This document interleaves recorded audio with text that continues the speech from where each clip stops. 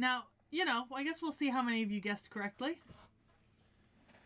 We are covering Shi Huang Di and various others. Qin Shi Huang. D is a title bit. Yeah. So, Qin Shi Huang and various others. I'm sure if you... Actually, let me just... Because Knick-Knack's blocking it, so we're just gonna... No! Up here in the corner, you can actually see the four people we're covering.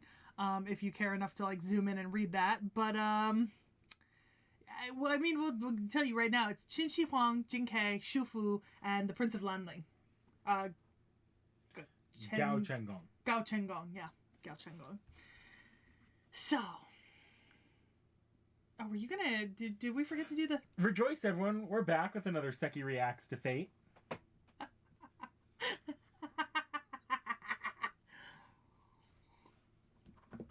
So I thought I'd start with the most logical place when talking about Qin Shi Huang. In 356 BC, King Huiwen of Qin was born. He was also known as Lord Huiwen of Qin, or King Hui of Qin.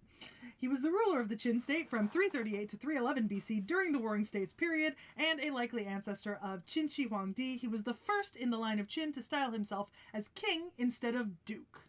And this is where our story begins.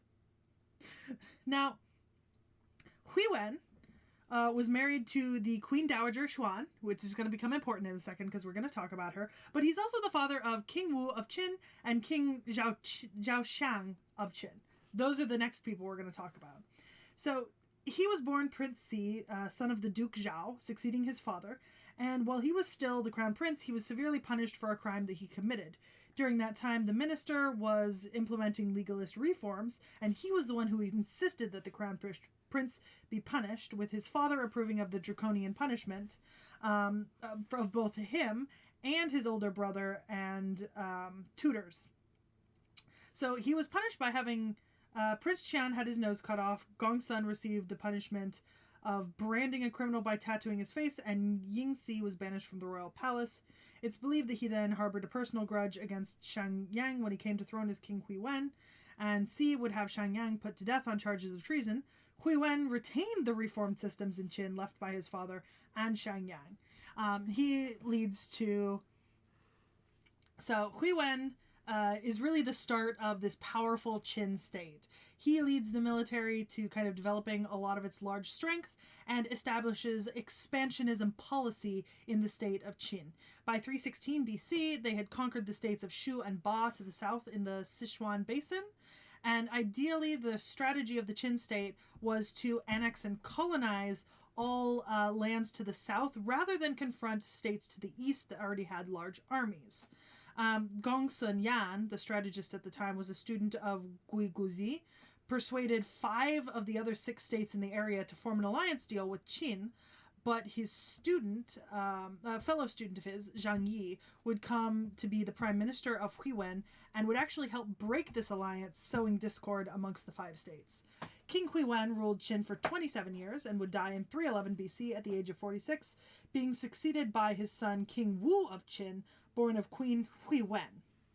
We're not going to talk about Queen Huiwen much, but we are going to talk about the Queen Dowager Xuan. So, Queen Dowager Xuan, also known as Mi Baiji, was the first dowager queen in Chinese history. She was originally a concubine of Huawen and is the mother of King Zhaoxiang of Qin. She would act as a regent for her son from 307 to 305 and actually held pretty much ultimate power in the Qin state for over 35 years during the Warring States period. She is the first one of the first women to have confirmed being acting as regent in China, and pretty much the most politically influential woman in Chinese history since Lady Nanji. A Chinese woman holding a majority political power? What the fuck? So she was a native to the state of Chu and held the rank of Baiji. Horn's on his way. Oh, okay. In Huiwen's harem, hence why she's called Mi Baiji. She had several sons, and when she died, when King Huiwen died, he was initially succeeded by King Wu of Qin. Now, the interesting thing here is King Wu of Qin only reigned for 3 years, from 310 to 307. He actually played a pretty large part in the wars of unification of the Qin State, predominantly against the state of Han. He also invaded Wei and several other states during this time, and early on in his 4th year, it was suggested that he attack the Han fortress of Yiyang to invade the Western powers. The campaign succeeded, and he actually gained entry of all the key transportation routes into Luoyang, which was the capital of the Zhou state. Now, but the problem was, when he was visiting the Zhou capital, Wu, who was a keen wrestler, thought that he would try to powerlift this giant bronze cauldron to show off his strength, urged on by a favored strongman of his named Meng Yue. And he did successfully lift the cauldron, but he broke his shin bones trying to carry it, and that night, blood streamed out of his eyes, and he died soon afterwards. So he came to power at age 18, 19, died 3.5 years later or so at 21, 22, only ruling for 3 years. Since he died without children, the Qin state was initially thrown into crisis, but his younger half-brother, Prince Ji, who was a political hostage in the state of Yan, returned to Qin with the support of Wei Ran and King Wuling of Zhao, ascending to the throne as King Zhao Shang. So that's how we're getting to Zhao Shang. Okay? So King Zhao Shang of Qin. King Zhao Shang of Qin was born around 325 BC. He actually died around 251. He was like 73, 74 when he died. He lived a long life. He actually reigned for almost 50 years, right? But keep in mind, his mother was his regent for part of that time. So, Prince Ji was born to Lady Mi. And as that was this, she was a lower ranked concubine at the time, so he was actually pretty low in the line of royal succession. And because he was underaged, he was not granted a fief of his own because initially the state of Qin had a meritocratic system that demanded princes earn their lands through national service. So at a young age, he was sent to Yan to serve as a political hostage. And in 307, when his older half-brother died, he was put on the throne after the succession crisis. However, his mother was his regent for the first couple years, right? So he claims the throne. He ascends to the throne as Zhao Xiang of Qin at the age of 18, because at the time you came of age, traditionally at the age of 20. So Dowager Xuan became the regent. Now, hold on, get my shit in order. Xuan was aided by her brothers in this holding of the kind of the space of regent. She gave titles to her brothers Wei Ran and Mi Rong, as well as to her other 2 sons. They were called the Four Nobles, and they actually controlled most of the power in Qin over the next chunk of years. Queen Dowager Xuan was actually very much into protecting the Qin interest and expanding the realm. She did refuse to fight her homeland of Chu, when the state of Han, who was under the attack of Chu, asked the Qin for reinforcement, but that was because of sentimentality. She did apparently have illicit relations with a barbarian called Yi Chu, having 2 sons with him, but would later trick and murder him. Following that coup, the Qin army marched into Yi Chu territory at her orders, and they annihilated him and his children, coming to possess the region that he ruled in. Since there were no more hostile forces to the north of Qin because of this ensured Qin's successful expansion eastward. In 271, Fan Zhu warned King Zhao Shang that the power that was controlled by the Dowager and the Four Nobles threatened his rule, and so he, in fear of this, stripped her of her power, exiled her and the Four Nobles from the capital, and appointed Fan Zhu to be Chancellor of Qin in place of Wei Ran. She would then died in 265 BC and was buried at Mount Li. What a great start. All right, so gotta go through my bits. Okay. So, initially, when he was in his first year, he really just kind of throughout King Zhao Shang's rule, the early parts of it, he kind of let his mother and the Four Nobles basically take control. 2 of his older half-brothers, who had been rival contenders for the throne, tried to carry out a coup with Queen Huiwen, and Queen Wu, who was King Wu's childless wife at the time, as well as a bunch of lords and officials, which was crushed quickly by Wei Ran, slaughtering all conspirators except for Queen Wu, exiling her back to Wei. During the same year, he would have his coming-of-age ceremony. Unfortunately, he didn't participate in the war against Chu. We already talked about that. But he did participate in the war against Han and Wei. In 301 BC, the Qin would attack Han and Wei, led by his uncle. This would be an ongoing conflict, kind of lasted until a fair bit in. So in 266, after he's ousted his mother from power, Fanju, who was a Wei national, fled to Qin. Well, not after he's ousted his mother, but around that time. So Fanju flees to the Qin State after being persecuted by Wei, vowing revenge on his home state. He essentially impresses Zhao Shang so much that he is appointed Chancellor of Qin. And Bai Qi is sent to attack Han, capturing 9 cities and a large portion of the region, cutting off all of Shandong from the Han mainland. At the time, the king of Han was fearful of the Qin prowess, conceded Shandong to him, even though the local commanders did not, and so there was a direct conflict between Qin and Zhao that were the 2 largest military powers that kind of ended in the Battle of Changqing. Eventually, Qin general attacked Han, and 2 years later, Wei was forced to submit to the Qin as one of their vassal states. We talked about the conquering of the Yiqiu, right, and his mother, and seducing the king and then murdering them all, so that's great. Essentially, the Qin state at this point, under the command of this particular emperor, would lead extensive expansionist campaigns into the western and eastern areas, especially the eastern Zhou state, and pretty successfully stop eastern Zhou from attempting to form an anti-Qin alliance with other states.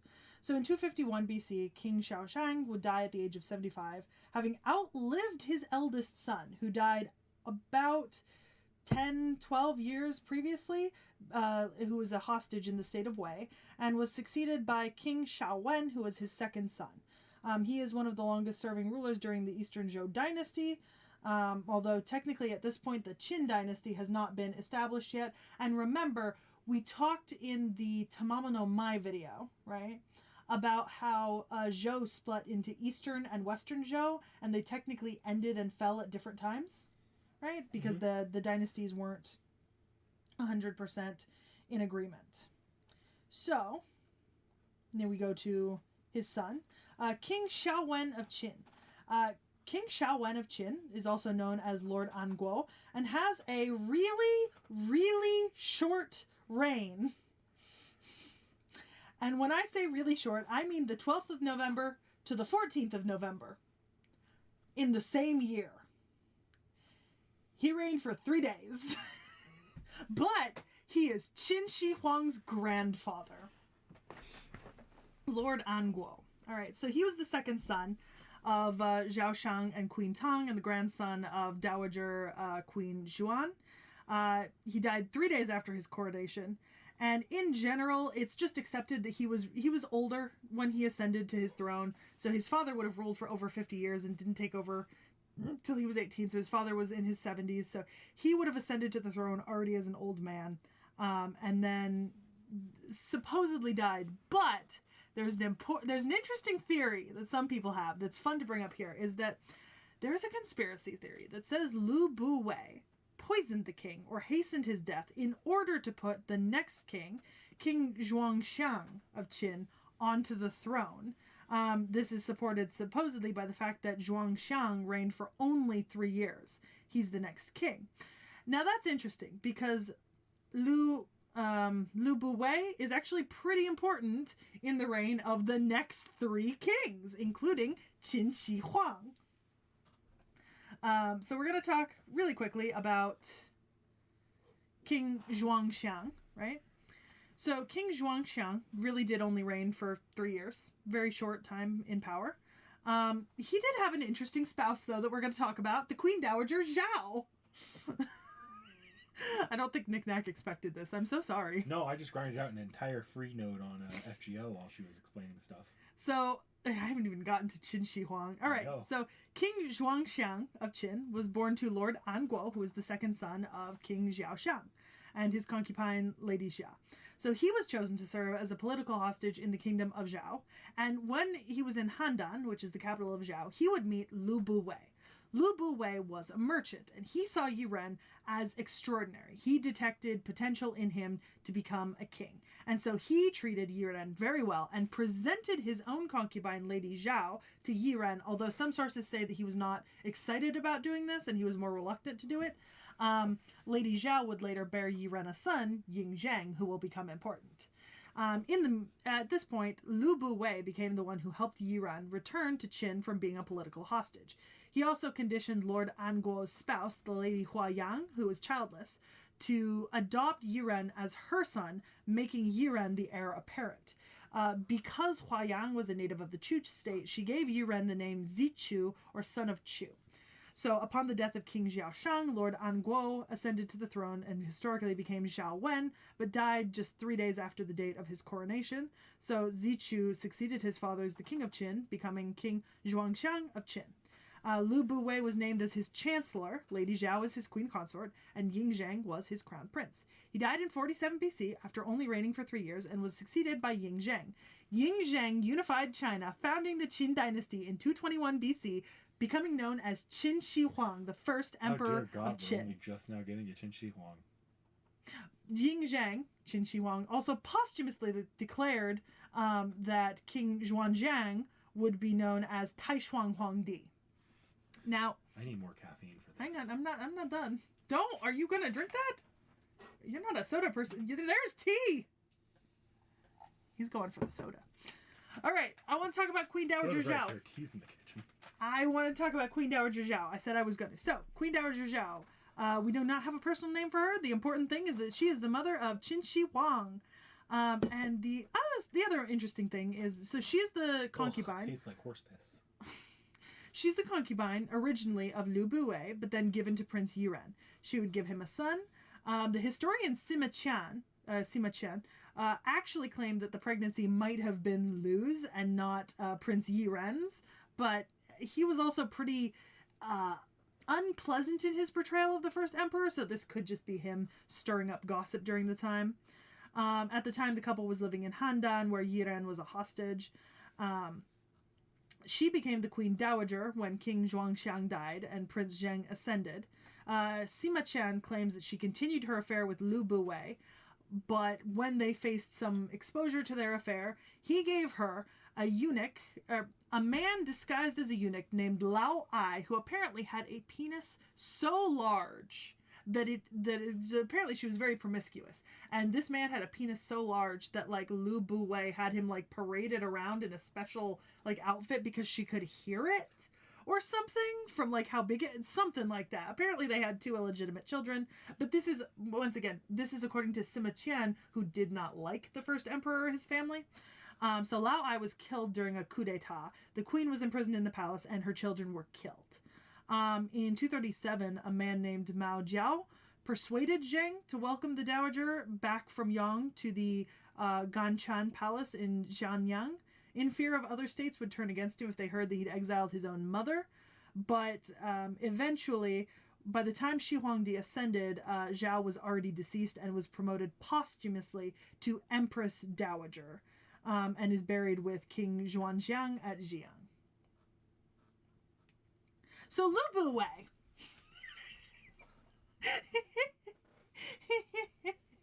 Your face. So Lu Buwei was an influential merchant from the state of Wei.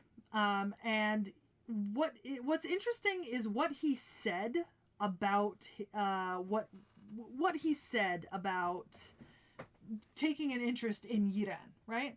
So apparently, when he decided to switch careers from being a merchant to a politician, he said to his father, "What is the profit on investment that one can expect from plowing fields?" His father replied, 10 times the investment. "And the return on investment in pearls and jades is how much?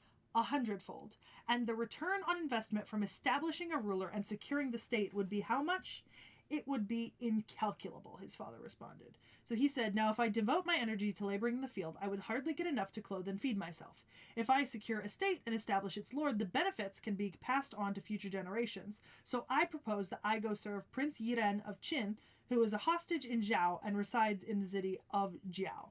So that was his reasoning to his father for moving from being an influential merchant into being a political figure. So this is also where we get the story that the dancing girl Lady Zhao, right, that he didn't want to give her, but he did give her instead. So Lady Zhao would give birth to Ying Zheng, who eventually unified China under the Qin dynasty. And Lu Buwei himself would become the chancellor of King Zhuangjiang, right?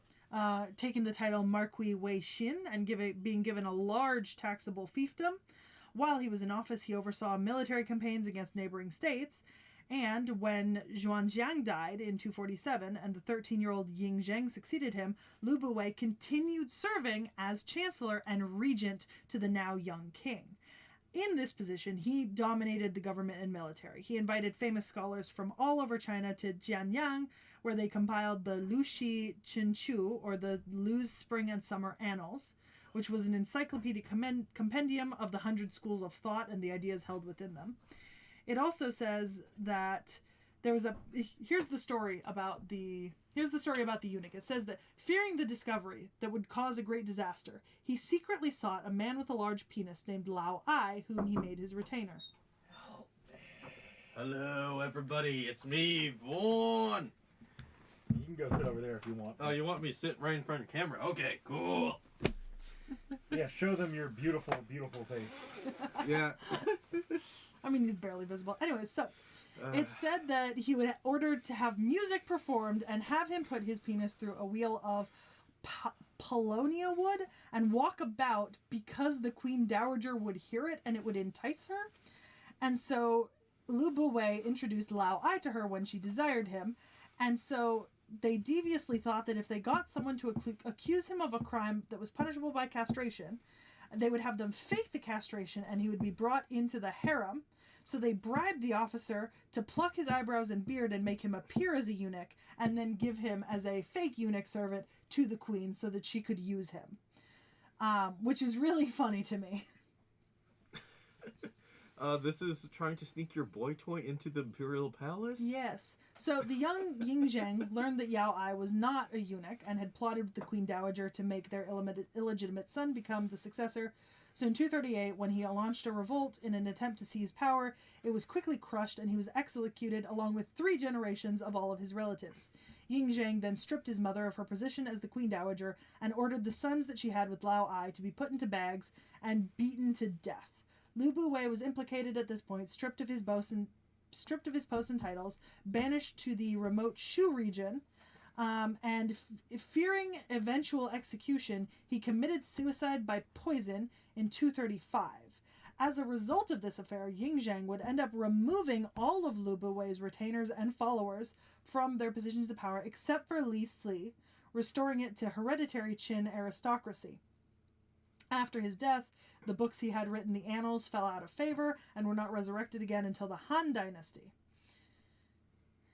Now we're going to talk about Qin Shi Huang.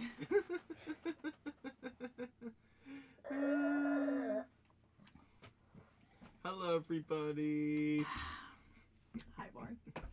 So, Hi. we're talking about Qin Shi Huang, right? Mm-hmm. And so, of course, I had to start with King Huiwen of Qin. Oh, my. Yeah, 6 generations before Yeah. Shi Huangdi. You agree that's where I had to start? Yeah, pretty much, yeah. See, King Huiwen is the first one to claim the title of King of Qin, leads directly to Qin Shi Huang claiming to be the first emperor of China. Yeah. Therefore, necessary connection. He's been listening to me for 20 minutes talk about this man's ancestors. What do you expect? It's an Asian culture. You're going to listen about ancestors. Or at very least their legends. Mm-hmm. Alright, so, Qin Shi Huang. Let's start my notes.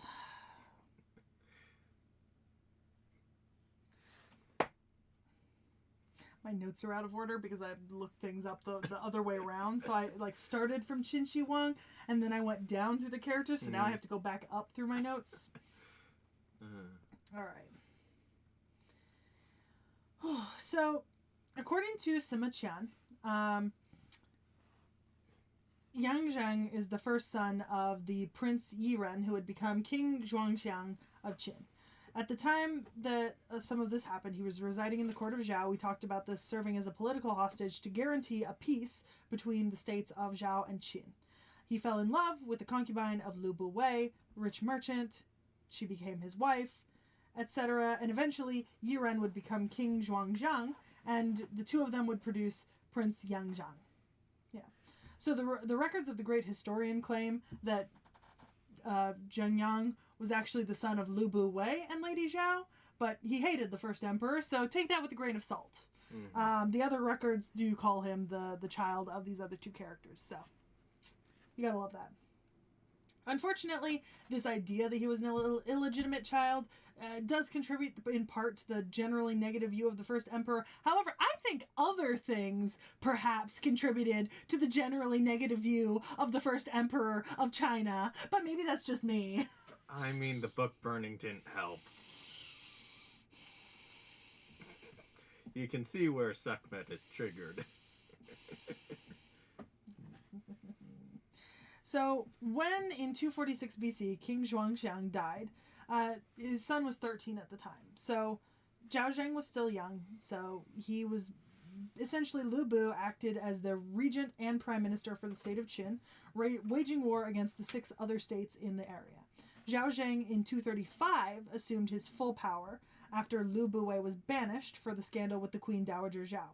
At this time, Zhao Chengjiao, the Lord Chang'an, was his legitimate half-brother, same father, different mother, and he tried to rebel at Tunliu and eventually surrendered to the state of Zhao, with his remaining retainers and family executed by Zhao Zheng afterwards. Mm-hmm. As he grew older, Lu Buwei he was afraid about Zheng finding out about his affair with his mother, and the fact that they were controlling the power to the throne. So there was the Lao Ai conspiracy, an attempted coup, and because of that, Li Si became the new chancellor. Li Si was a politician, calligrapher. He served as chancellor from 246 to 208 BC under Qin Shi Huang and Qin Shi, who was Qin Shi Huang's 18th son, and the second emperor of China, officially. King Zheng and his troops were very much A-okay with the expansionist policy of the Qin State during China at this time. They basically wanted to conquer the entire remaining set of neighboring states that had been slowly consolidating. The Warring States period had like a ton of little states pop up, and over the last 100 years, smaller states had been consumed by others, and it was down to basically there were 6 large states. If I remember correctly, it was there was 13 major, mm-hmm. Then there was a lot of minors, and then it went to then 6. Yep, and then 1. The Qin. Yep. Yeah. Well, no, it then did it go 6, 3, then 1, or was it 6 and then 1? Something like that. I'm gonna go get some water. Yeah. Need to wash out the taste of soda. At the time, the state of Yan, who was one of their opponents, was not really a match for them, and so the crown prince Dan of Yan tried to assassinate King Zheng by recruiting Jing and Qin Wuyang for this mission in 227 BC.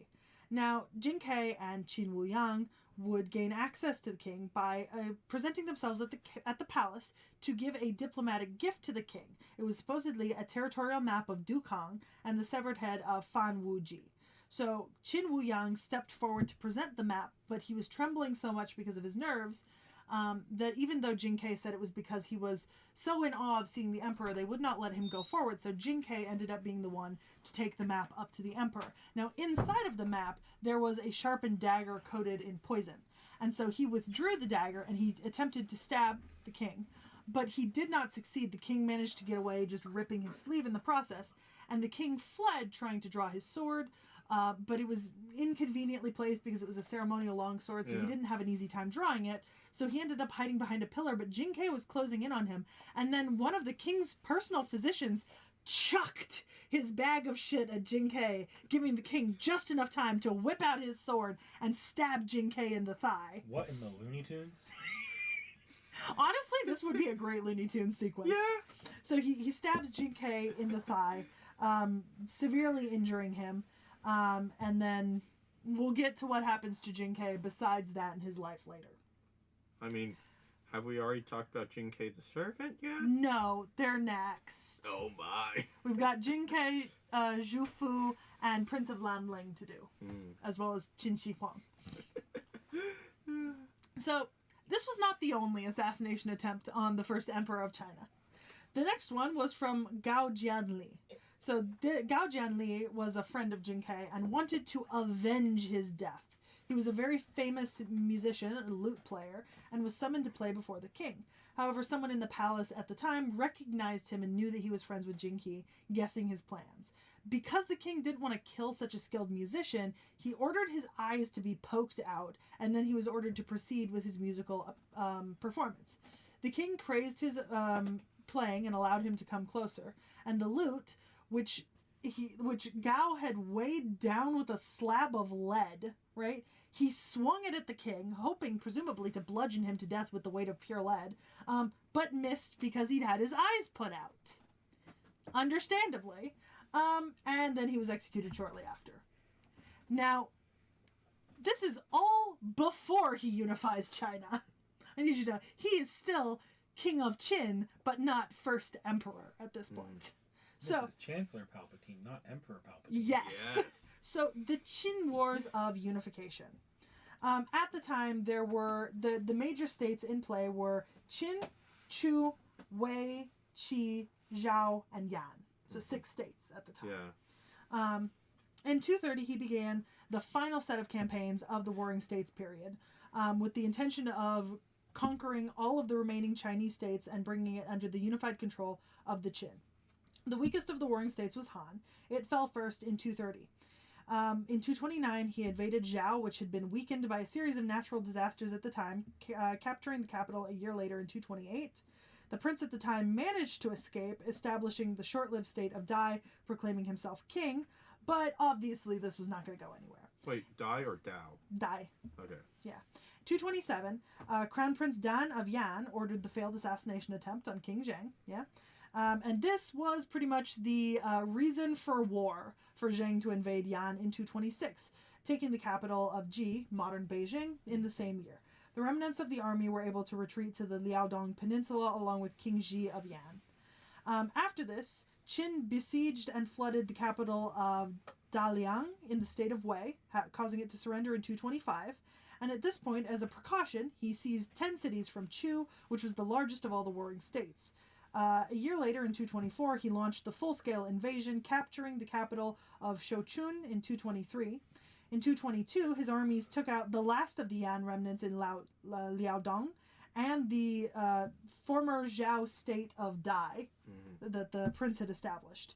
In 221, they invaded the state of Qi, capturing King Jian of Qi, bringing to an end the Warring States era, meaning that in 221, he had unified all of China under the Qin and was proclaimed the first emperor Shi Huang Di, creating the title of Huang Di, which would be used as the title of the sovereign for the next 2,000 years.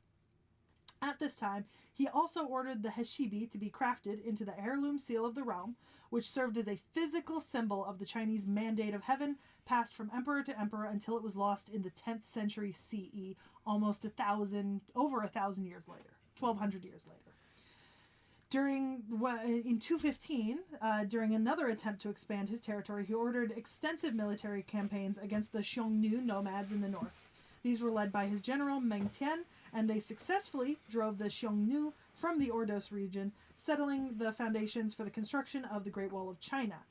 In the south, he ordered military campaigns against the Yue tribes, which had annexed various regions that are now covered by modern Guangdong province and Vietnam. Need a minute? I'm going to be honest.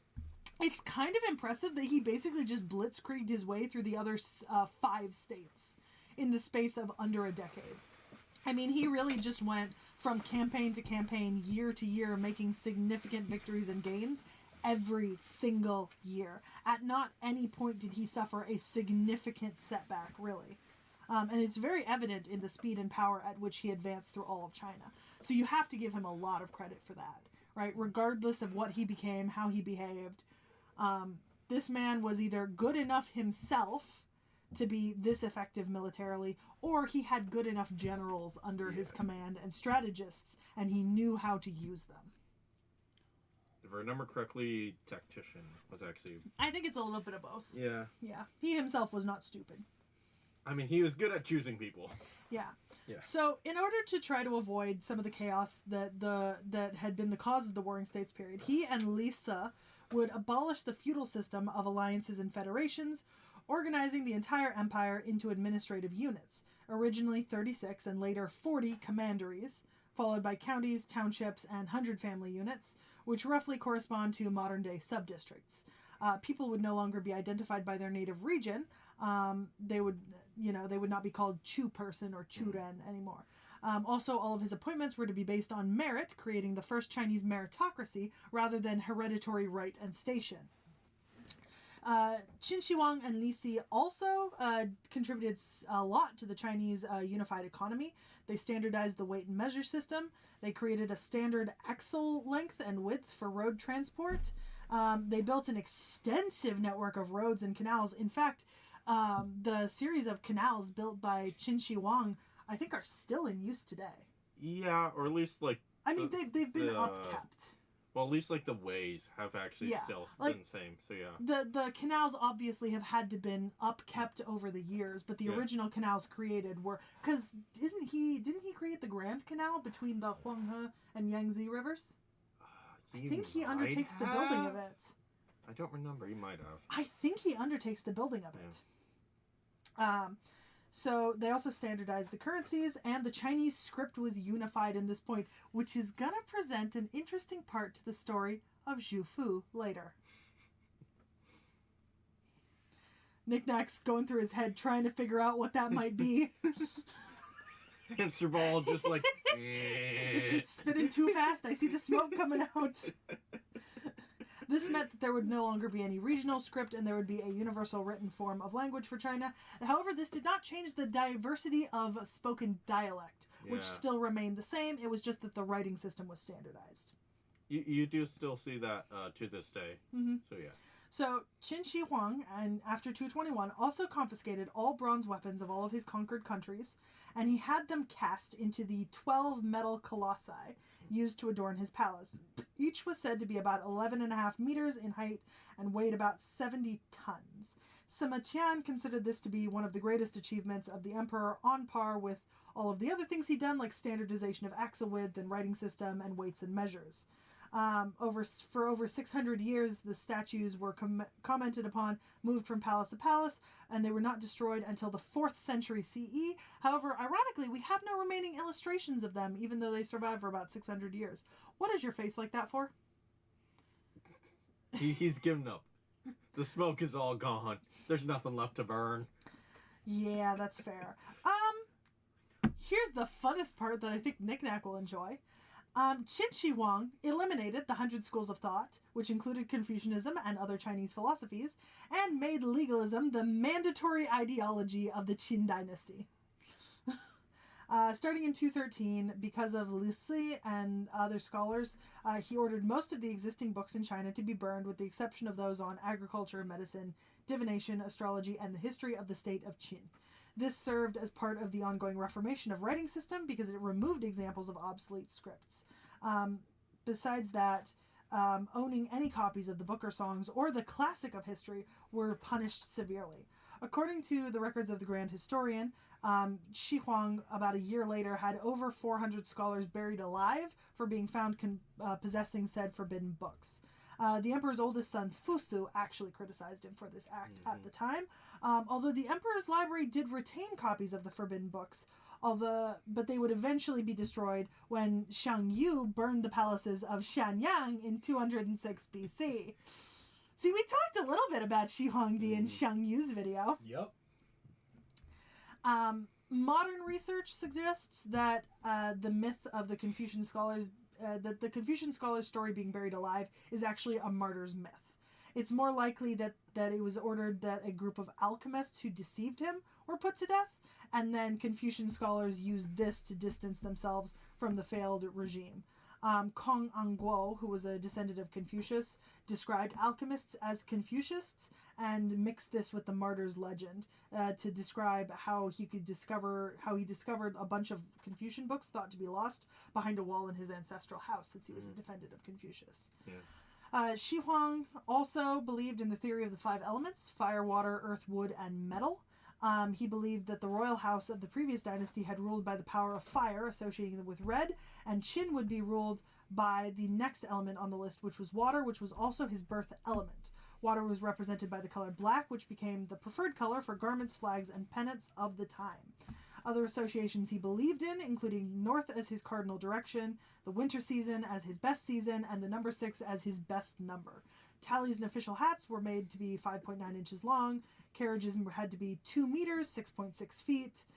One pace was 4.6 feet, so he incorporated these things he believed in into all of the standardizations that he created, meaning that he was a deeply spiritualist person, which is, I think, very funny, especially with him banning all, technically, religions and belief systems outside of legalism.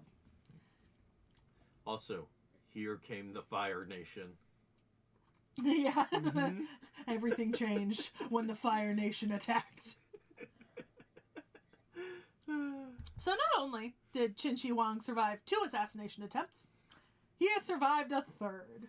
So in 230, right, a former aristocrat named Zhang Liang swore revenge on him and would eventually hire a strongman assassin to build a giant metal cone that weighed about 160 pounds. And the thought was that this giant muscular assassin would throw the cone at the carriage and break it. However, the emperor was traveling with 2 identical carriages to thwart something like this, and the attempt failed because it was thrown at the wrong carriage.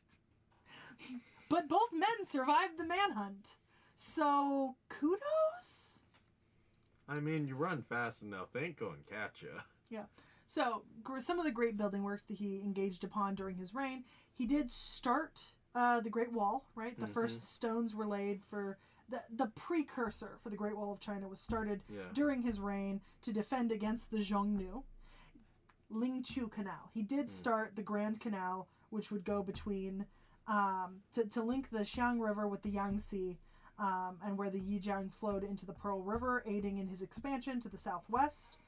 And then the most interesting thing that he did as he was growing older was his search for the elixir of life. Yeah, that Mercury hunt, whatever.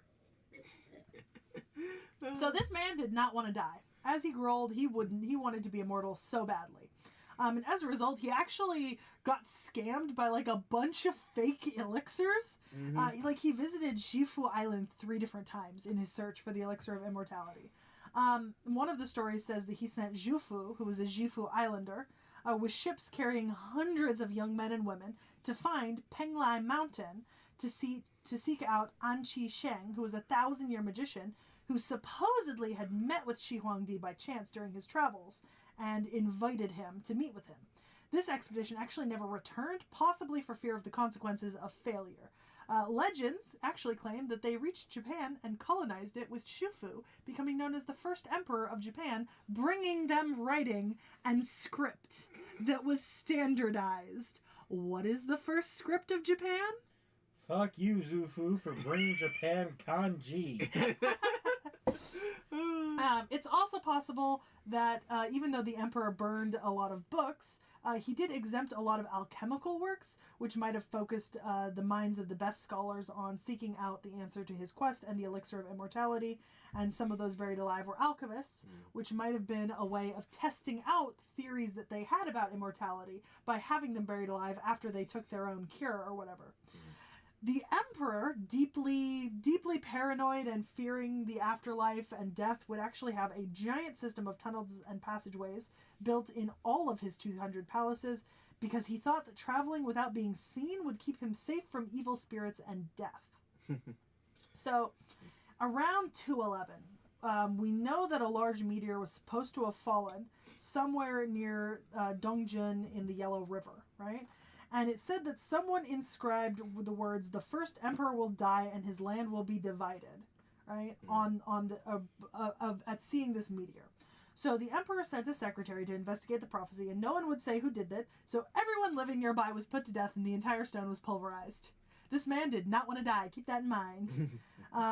In fact, during his 5th tour of eastern China, he became seriously ill when visiting Pingyuanjin, and he would die in either July or August at the palace in Shaqiu Prefecture, which was about 2 months' travel from the capital of Jianyang when he was 49. His actual cause of death remains unknown because we don't have his body. Well, we don't. We know where it's supposed to be, but we don't have it because there's potentially rivers of mercury surrounding it, which is highly toxic, and you don't want to be an archaeologist digging down into a space only to find mercury. Also, this is one of those cases, I think, in my opinion, like the grave of Genghis Khan. The grave of the first emperor is like a highly spiritual and sacred site in China. And just because you can dig a site does not mean you should. Ironic, in his search for eternal life, he's made his body inaccessible to anyone who may have found the cure to death. Well, one of the theories about his death is that he died via mercury poisoning because he thought that drinking mercury was part of the elixir for eternal life. There's an interesting thing is that the reason why we don't know if he died in July or August is because he might have died and then his chancellors pretended he was alive for another month to deal with the succession order. I feel like we get rumors about that with like North Korea every few years. We really do, So when he died, Chancellor Lisa feared that the news would trigger an uprising because they were still 2 months from the capital. So they hid his death. The only people who knew were Ying Huhai, the eunuch Zhao Gao, and a couple of other favored eunuchs. It was said that Lisa ordered rotten fish to be carried behind the wagon of the emperor to cover the smell of his decomposing body in the summer heat. Pretending he was alive, they changed his clothes, brought him food, and pretended to carry messages to and from them. When they finally reached the capital, his death was announced. Qin Shi Huang did not like to talk about his death and had never actually written a will. His eldest, Fu Su, was in line to succeed him as emperor, but Lisa and Zhao Gao, the chief eunuch, conspired to kill Fu Su, who was in league with Meng Tian, the general. And then they forged a letter from Qin Shi Huang commanding Fu Su and General Meng to commit suicide. They did. And then the younger son, Hu Hai, started his brief reign as the second emperor, only to become known as Qin Shi, or the second generation of Qin. And then we covered from here on during the Shang Yu video, because I did start with Qin Shi there. I remember talking about it. Also, as Stray pointed out, they are very much right. There is just so much mercury, and it's not well protected, so it is leaking out and is kind of screwing everything up. So that site probably will never get fixed ever. Yeah. Interestingly, famously, I'm sure most of you have heard of the tomb of the first emperor, because that's where we get the terracotta warriors, the terracotta army. Yeah, I think that should be. So he had what, 8,000? Well, we think it's around 8,000 figures, but actually there have been new pits discovered that were like destroyed in antiquity. So it was likely more than 8,000 pits full of terracotta warriors, right? Terracotta that resembled the warriors. And one of the interesting things about them is almost every single warrior is unique. Yeah. Like there's dozens of different faces, outfits, so they're all unique and different, which is really interesting. And supposedly they're meant to protect the emperor in his afterlife and act as kind of a spiritual army for him to command. If I remember correctly, some of the armor, they were made in plates, so those could be mass produced, but everything else was specialty made. Yeah. Which is really impressive, and one of the reasons why we don't actually know how many were made is because archaeologists don't want to open all the pits, because every pit that has been opened has led to extensive damage to the statues, even when they are being protected. So there are several pits that have been opened and studied, but we know that if we were to open all of them, we would likely have the majority of them would end up being damaged, even if they are currently undamaged. And there isn't currently a good way for us to prevent that. So this is a case of A, paying respect to cultural items by not destroying any more, and B, something that might happen in the future if there is a way to protect the statues properly from further outside damage. Yeah. There is not currently, so we cannot excavate more of them, hence the uncertainty as to the exact number of these terracotta warriors that have been buried. Also, all these warriors were armed. And also he did bury, was it 8 horses or was it 4 horses? Oh, so many, yeah. Yeah, a lot of horses. Yeah, because also I think surveys of the mound and surrounding areas have also revealed that it looks like the vast majority, I think there's a large section of shaft graves of what looks like his concubines buried alive after his death with him. Sounds about right. Yeah. Yeah. Like shaft graves of that sort of thing around where we know his tomb to be. So it's really interesting, and I remember doing a little bit of research on it a while back because I was doing a thing about how humans love pyramids, right? And because somebody made the comment to me, they were like, well maybe the the Mayans got the idea from pyramids because the Mayan culture was started by Egyptians, and I was like, that's certainly a conspiracy theory. But also, have you ever thought that when piling dirt on top of dirt, a pyramid is a really good way to do that? And I'm pretty sure everyone can see that. So maybe Egyptians didn't start, the Maya pyramids.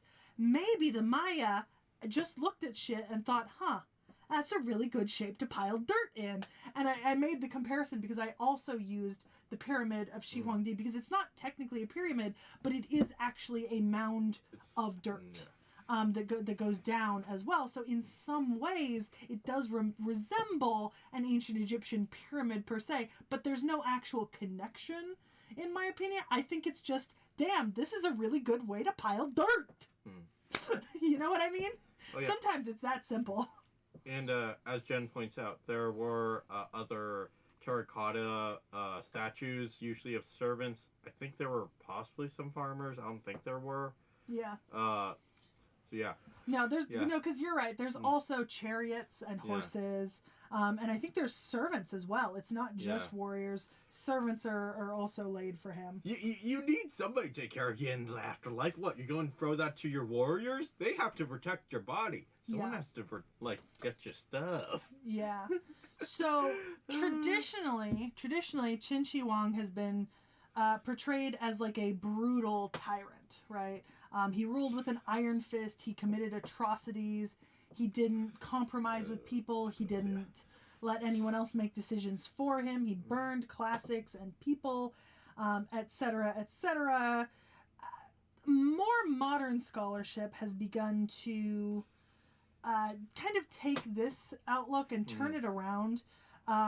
Some in the 19th, early 19th and early 20th centuries, some have said that perhaps the emphasis on Confucian tradition was actually stopping China from entering into the modern world. So by removing Confucianism as something super important, it allowed for a breakthrough in the movement of China and sort of like moving forward, which is interesting. I don't know if you could prove that per se, but it is an interesting theory. Also, people like those who led the Kuomintang have emphasized his role in repelling northern barbarians to compare themselves to making sure that no foreign nations encroach on China. Yeah. So he has been used a lot in kind of the modern day as sort of a symbol for the regimes that are currently holding power in China or have been holding power in China. Like Mao Zedong was compared to the first emperor during his time. I do want to, let's go over all his crimes. Burning books, burning scholars, aka people, burying people / forcing them to work. That's Great Wall. Then you have the concubines. Because the bones of the bodies of the people who died were often entombed within the Great Wall as part of the building process. Foundation, or it was like part of it. I don't Yeah, remember, but something. it wasn't part of the wall outside. Yeah, no, it was no. the inside. It's like the base inside, something Yeah. like that. But at the same time, Yeah. he started building the Great Wall. Mm. He started building the Great Canal. Yeah. He unified the economy. He unified the writing system. He brought weights, measurements, money all into like a common theme. Yeah. I mean, you've got an up and down here. Mhm. Like, obviously, he was not like a nice kind of guy, but at the same time, not everything he did was bad for Yeah. the country. I mean, if you want shit done quick, you're going to break a couple eggs. However, I will say that I personally think that Qin Shi Huang is a great case of he gave his children everything and all they had to do was lose it. Because he passed down to his children an empire, right? And within 3-4 generations, Yeah, that's about they the had break. destroyed it. They lost it. I Which is love why the history of the world, like in like the the video where it's like China's whole again, China's broken again. yeah, it's like Yeah. China is whole again. Nope. Yeah. We're whole again, because the Han dynasty is the first dynasty that really unites China for an extensive period of time. The Han dynasty reigns for 400 years. Yeah. Right. So the Qin dynasty only lasts 3-4 generations, I think, officially in terms of unifying all of China. Obviously, the dynastic line might have lasted longer, but they didn't have control over all of China during all those generations. Yeah. Usually what happens is your founding generation, and then the founding generation dies. And then you have the second generation, which has some of the people still from founding generation to prop it up. But then by third generation, everyone who's in the founding generation is pretty much gone. So no help. You got to do your own stuff. And hope you do good. Yeah, so it's an interesting portrayal, definitely. I'd like to cover Zhu Fu and Jing before we hit the servants, because they're part of the actual No, I thought we story. should just cover all the historical figures in a row here. So. Yeah. That makes sense. Well, we don't have to cover Lanling right now. I've interspersed them enough to where we have. So I do have to cover Lanling first. Oh Okay. my. So Did you want to change the page? If you're going to change the next. we'll cover Jing first. Oh, because, Bugs Bunny. Yeah. Yeah. No, Wile E. Coyote. Yeah, there you go. Not Bugs Bunny. Bugs Bunny succeeds. This is Wile E. Coyote. Yeah. Elmer Fudd. Yeah. Yep. So Jing, who died in 227 BC, was a Yusha during the Warring States period. He was a retainer of Prince Dan of the Yan State, infamous for his failed assassination attempts on, at the time, King Zheng, who would later become Qin Shi Huang. His story is told in Sima Qian's Records of the Grand Historian in the chapter called Biographies of Assassins. We did talk about the assassination plot, but I mean, nothing much different than what I've already said happened, other than there's an interesting anecdote. It says that when he left from Prince Dan to cross the Yi River, he sang a song that said, "The wind howls and the waters of the river Yi are cold. Once the hero sets out, he never returns," which is foreshadowing for the fact that he will not make it out of this mission alive. And he knows that at this point. So, by the way, the royal physician that chucked a bag at him, his name is Sha Wuju. Which, Yeah. So the king stabbed him in the thigh, and then he stabbed him 8 more times. And then, as he was dying, he used the last of his strength to taunt King Zheng with abuse and insults. Whereupon the guards finally arrived and finished off both Jing and Qin Wuyan, who was trying to flee at the time. It said after that Zheng sat on his throne holding his sword, exhausted because of the adrenaline rush, before eventually managing to recover some energy, thanking the physician for attempting to stop the assassination. After this attempt, Wang Jian, who was a general of the Qin army, was sent out against the Yan State. Prince Dan sent his army to fight at Ji. They were soundly defeated, and in an attempt to please Zheng, King Shi of Yan put his son to death, but King Zheng annexed the Yan and destroyed them, nonetheless, regardless. Yeah. So that's Jing Qi. I love the image of Shi Huang or Qin Shi Huang sitting on his throne with the sword in his hand, just like covered in blood, too. covered in blood. I almost died. I will say it's impressive though, because we don't often see assassination plots being foiled by the one being assassinated in such a decisive way. Typically, it's someone else stopping it along the way. No, Zhang's guards did not stop this. Like, if he had actually pulled his sword on the first try, that would have been like an anime-ass moment right there. Just pulls his sword, decapitates him in one swing. That would have been so... I mean, it's basically what happened. He, like, turns away, tries to get his sword out, ends up behind a column, then draws his sword finally, and stabs him 9 times. It kind of sounds like Samurai Jack. Yeah, I mean, it's pretty epic. Yeah. It's pretty fucking epic. I mean, he can't have thought he was going to win. Yeah, no. Like, No. even if he killed the Emperor, he ain't going to get out. No, he was not going to win at that point. Of course not. All right, so Shufu. I want to touch on him. So I want to change the... Yeah. Actually, I wonder, like, how many of these stories are, like, food. I wonder. Oh, I'm sure a lot of them. What's interesting is that a lot of this stuff would have been recorded by Sima Qian, and we know that Sima Qian was biased against the first emperor. So, you know, obviously it was epic enough. Yeah. Alright, so Shufu was a Chinese alchemist and explorer born in 255 in the state of Qi, who disappeared at sea in 210 BC. He was appointed court sorcerer to Qin, and Qin Shi Huang was sent him to the Eastern Sea twice to look for the elixir of life. Initially, he was sent in 219. Presumably, he did not succeed. And then he was sent in 219. He was sent with 3,000 virgin boys and girls to receive the elixir from Mount Penglai, right? And I looked it up. So Mount Penglai is a legendary place in Chinese mythology, also known to the Japanese as Horai. And the interesting thing here is that according to Chinese legend, Penglai Palace is on Mount Penglai, and it's the base for the 8 immortals and the illusionist An Qi Sheng. The palace is made from gold and silver. Jewels grow on the trees. There's no winter. There's no pain. The rice and wine glasses never become empty, no matter how much grows from them or people eat from them. And there are enchanted fruits growing there that heal all ailments and grant eternal youth, even resurrecting the dead. Interestingly enough, it says that Shufu, when sent to find the island, found Japan and thought Mount Fuji was Mount Penglai.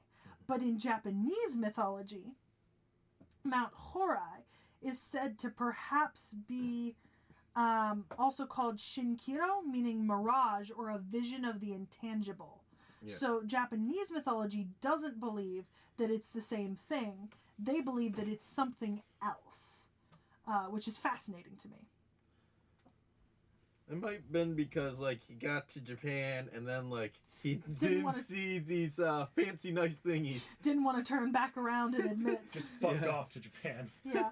So, when in 210 BC, when Qin Shi Huang questioned him about his earlier trip, Zhu Fu said there was a giant sea monster blocking the path and asked for archers in order to help kill it. Shi Huang agreed and sent archers to kill a giant fish. He set sail again then in 210 and never returned. The records of the Grand Historian said that he landed in a place with flat plains and wide swamps, proclaiming himself king, never to return.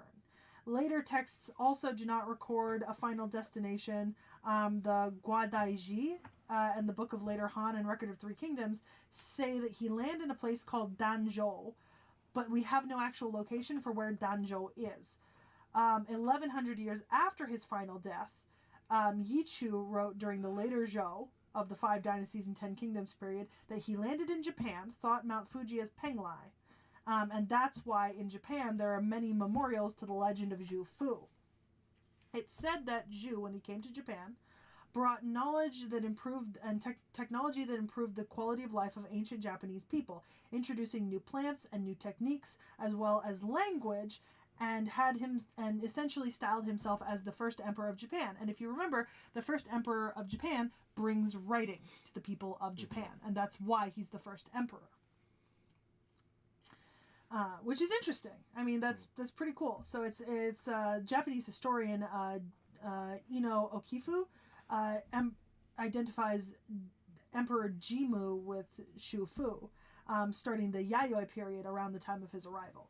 And if you remember, the Yayoi period is fun because guess who's a character in the Yayoi period? Female? Japanese? Queens? Himiko. Himiko.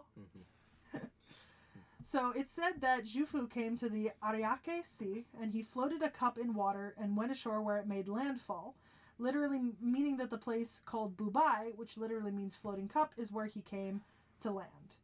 It's said that he reached Mount Kinryu and at the top and attained the mortal of elixir life there, said to be made from furofuki, which grows there today.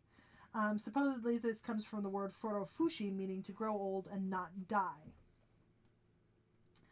Modern scholars actually do consider Jufu settling Japan with his crew, sort of, as something that could be possible.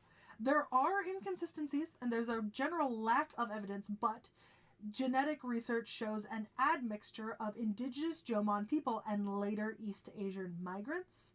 And the Japanese themselves originated from Southeast Asia to the archipelago, moving around 1400 BCE. So if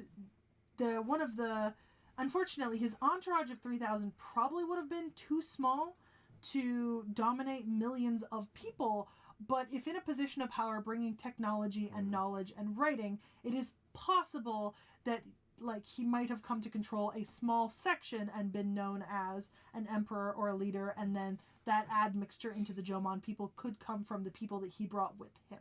We don't actually know if that's the case, but it could have happened. It just doesn't line up exactly with the story, especially because the Japanese language itself has no genetic relationship to Chinese. Japanese is a language isolate belonging to a family that we call the Japonic languages, but they do use Chinese writing, and it was brought to them. The written language has traces of Chinese, not the spoken language. Yes, yeah.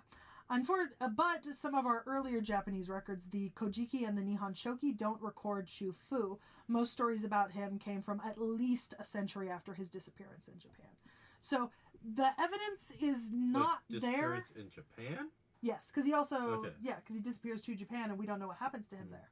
Yeah. Like all records we have of him in Japan, we don't actually know what happens. So it's not likely that what happened is what scholars tell us from the period. But it's not impossible that he did make it to Japan and live there successfully for kind of the rest of his natural life, however long that may have been. It is not an impossibility, is the best way to put it, if that makes sense. At the end of the day, he either left to Japan and died on the way there, or fucked off to Japan and didn't come back. Yeah. Exactly.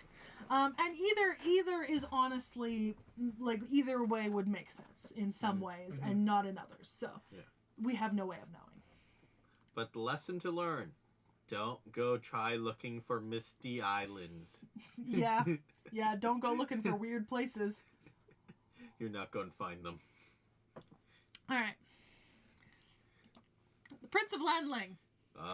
This is the Chinese drama. Because the Prince of Lanling is a very popular sea drama. Very popular sea drama. Like one of the most popular sea dramas. You know what Vorn knows. Vorn recognizes this image. He's seen this image. Yeah. I've actually seen the Prince of Lanling. The TV series.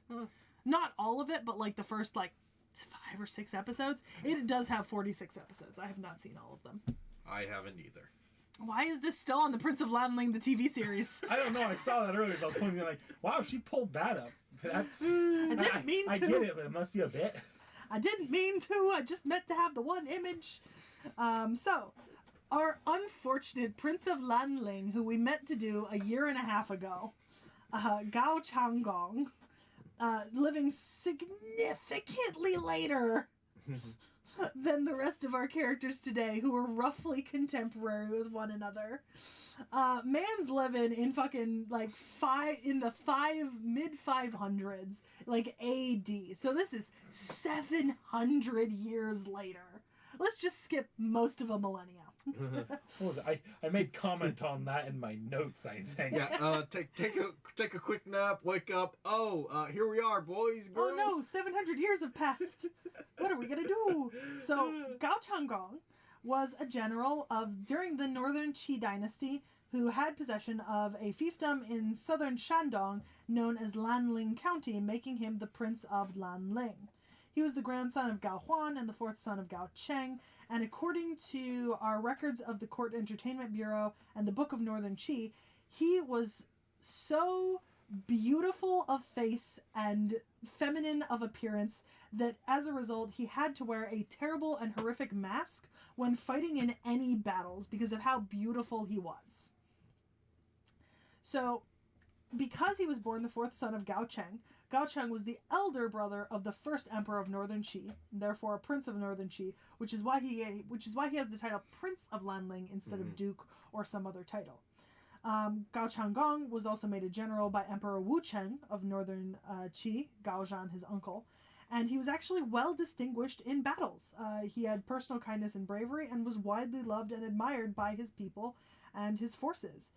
He looked beautiful like a woman, and so he wore a really frightening mask so that people would actually be scared of him when he fought in combat. Notably, when the first Turkic Khaganate at the time attacked Jinyang, he was the one who repelled them. He also participated in the rescue during the siege of Jinyang in 564. At this point, he was only leading about 500 cavalry and managed to fight through the entire army of Northern Zhou, which was attacking with over 100,000 soldiers. He fought his way to the gates of the city, surprised them, and then when the men of Jinyang didn't recognize him, he took off his helmet and mask to show them that it was him, and they were refilled with courage and rejoiced at his arrival, opening the gates, joining the battle, and defeating the army of Northern Zhou. Go charge, man! Yeah. As a result of this specific victory, there was a song called the Song of Prince Lanling Entering the Battle Camp that was composed, and the Dance of the Great Mask of the Tang Dynasty was one of the most popular court musics to be performed for the emperor's audience. Although the song and dance are now lost in China, it was introduced to Japan during the Tang Dynasty, where he was called Ranryo, and is still performed in ceremonies today. So it still exists through Japanese ceremonial dance.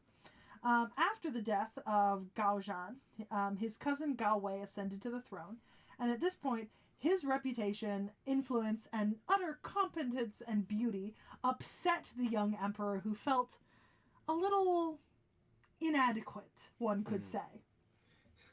Gao Wei asked Gao Changgong about the battle, saying, "You penetrated too deeply. If you had suffered a military reverse, it would be too late to regret your actions." And Gao Changgong responded, "I am responsible for our family affairs, and I did it without considering the consequences." The emperor, hearing him call it family affairs, was not super A-okay with that, and he actually thought that Changgong was going to overthrow him. Unfortunately, many members of his family had met their end through being killed by their brothers or cousins, because largely as a whole, a vast majority of the family was quite paranoid that another one would usurp them. To avoid this, Changgong would often pretend during his nephew's reign to be sick and stay away from the active war and politics.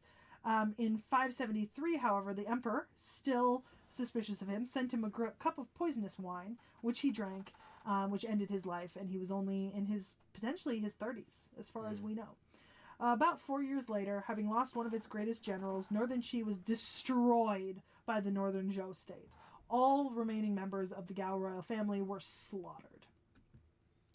However, I will say, in 1999, in a cave in Longmen, there was a message found carved into a statue that actually indicates that the Prince of Lanling still had living descendants at some point after this, which is interesting because we don't know a whole ton about his family situation, and whether or not his children survived. He did have a spouse, Lady Zheng, but we don't know much about her, nor do we know about any children that they may have potentially had together. That's poetic. I can hear the drama writers working their typewriters. Hence, the Prince of Lanling TV series. Did that come out pre or post the discovery of those cave paintings? That's 2016. Also, the Prince of... I shouldn't have closed it. Hold on a second. I want to find something real quick. Just go into your history. Nah, I'll just do this. Yeah. There are multiple... Because I think, right, hear me out here. I want to say Oh no, I should have done this. Hold on.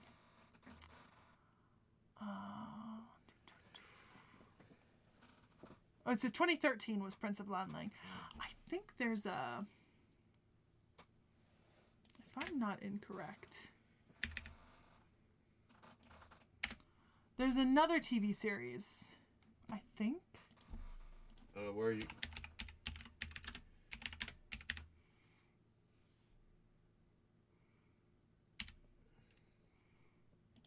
Is that it? Oh, no. There's a Princess of Lanling series that I think is related to the Prince of Lanling TV series. I've not seen this one, so I don't don't know. know. But I thought it was. I'm probably wrong. But yeah, so that's about all we know about Gao Chang'ong. Yeah, there's a lot of like pretty man in mask kind of dramas everywhere. Oh yeah, no. This, you know how we talked about the four great beauties of China, right? Mm-hmm. He's the fifth, unofficially. He's unofficially the fifth. So we are going to, this is a bit out of the ordinary. We're going to start with a servant that's not an FGO, but is a confirmed servant. Qin Shi Huang? Yeah. Oh. Okay. Ooh. Qin Shi Huang has not been included in any FG, or this, like, regular Qin Shi Huang. Yeah, interesting. Okay. So, this is Qin Shi Huang, he's briefly alluded to in Fate Strange Fake with a minor brief appearance. There's some artist commentary if you go towards the bottom there. But it was that was originally the design that was being proposed for FGO. It was denied and used for the proper actual Qin Shi Huang. Mm-hmm. If you remember the Master of Pale Rider, the sick girl with the piece of shit parents, they were originally planning to summon the Emperor using a crossbow once owned by Qin Shi Huang. It would come into the possession of another participant in the war, and the Emperor would never end up being summoned. Interesting. In FGO, he ends up being represented by, because there's an interlude with him in it, and he's represented by Gilgamesh as a shadow servant, implying they would be quite similar. Interesting. That makes sense.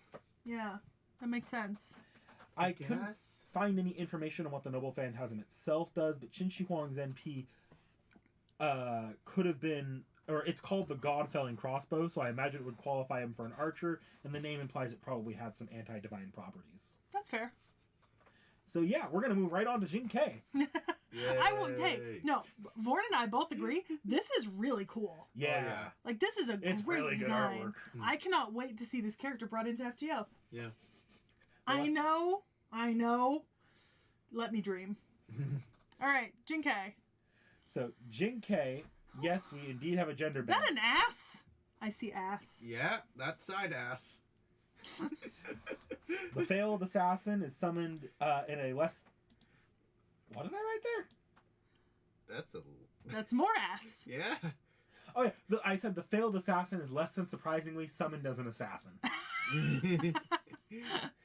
Jing K here is a hedonist enjoying books, which the Emperor was not fond of, swords, intellectual chats, and most of all, booze. Lots and lots of booze, actually. Oh boy. So, as far as the fatism and the explanation of gender bend here, they just say in this instance it's just fate saying history was mistaken. Poo-poo.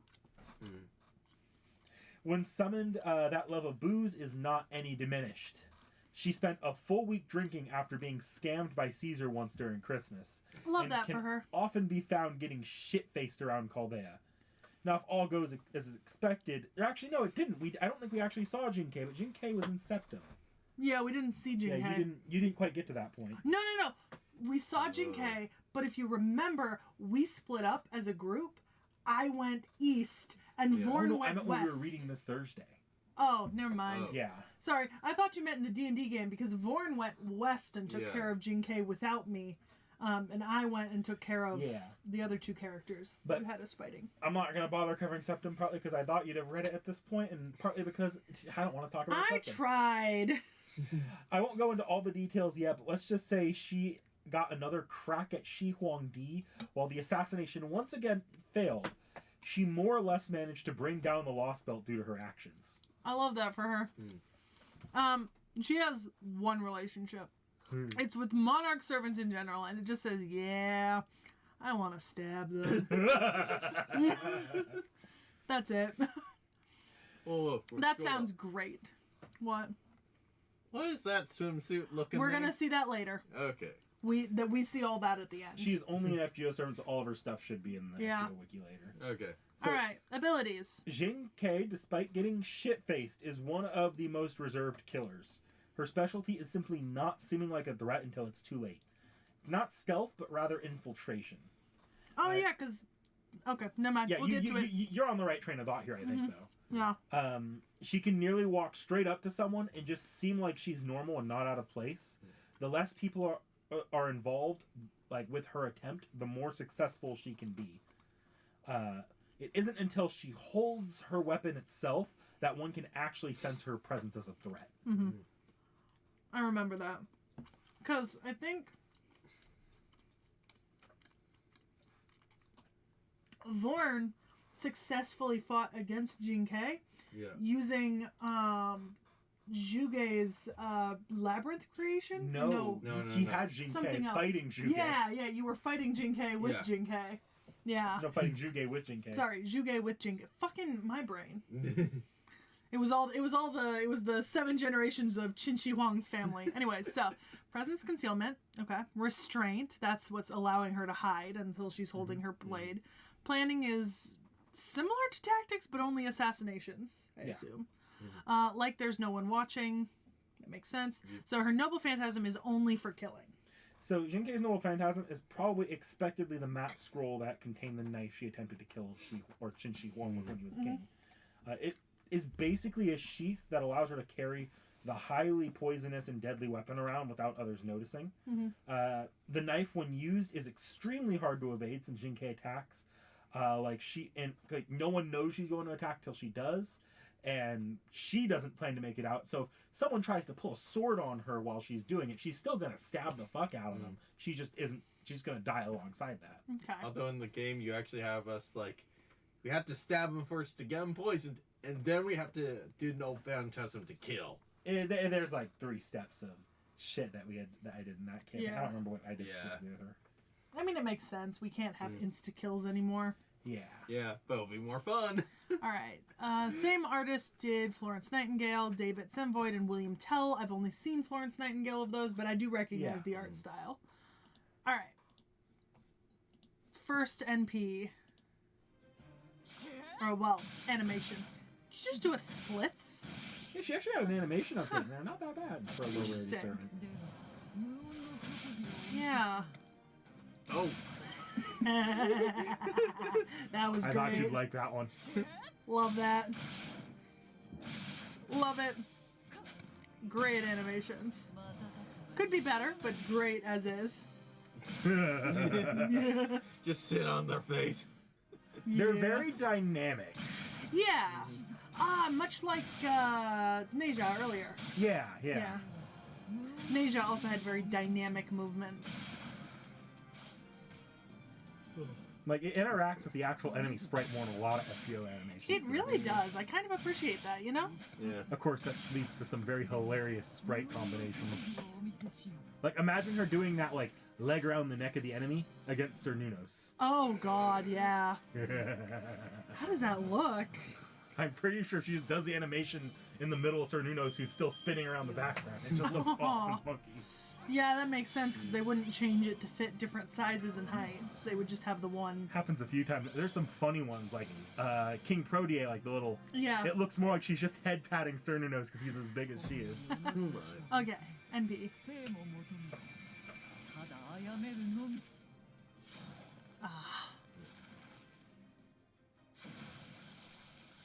Actually, that looks pretty good. Yeah. That's not the worst looking NP we've ever seen. She's one of the early servants in FGO, and she is not one that is used very often, so it's surprising how much they put into her animation update. Yeah. But I like it. Yeah, I'm here for it. So we are immediately moving on. I'm gonna tell you right now, there are no summer forms this time. Aww. We are going right on to Zhu Fu. Okay. Writer? No, I didn't actually expect you to get this one. Don't worry. Xu Fu is an alter ego. Oh, well, that's weird. Xu Fu is a little more recent? A little bit more recent, yeah. So Xu Fu here is yet another gender bend. This time she says herself that she believes history recorded her wrong because some petty, fragile male bureaucrats were upset that a woman was picked for the role of court sorcerer and sent on the expeditions to search for eternal life instead of them. Why does she have so many plushies?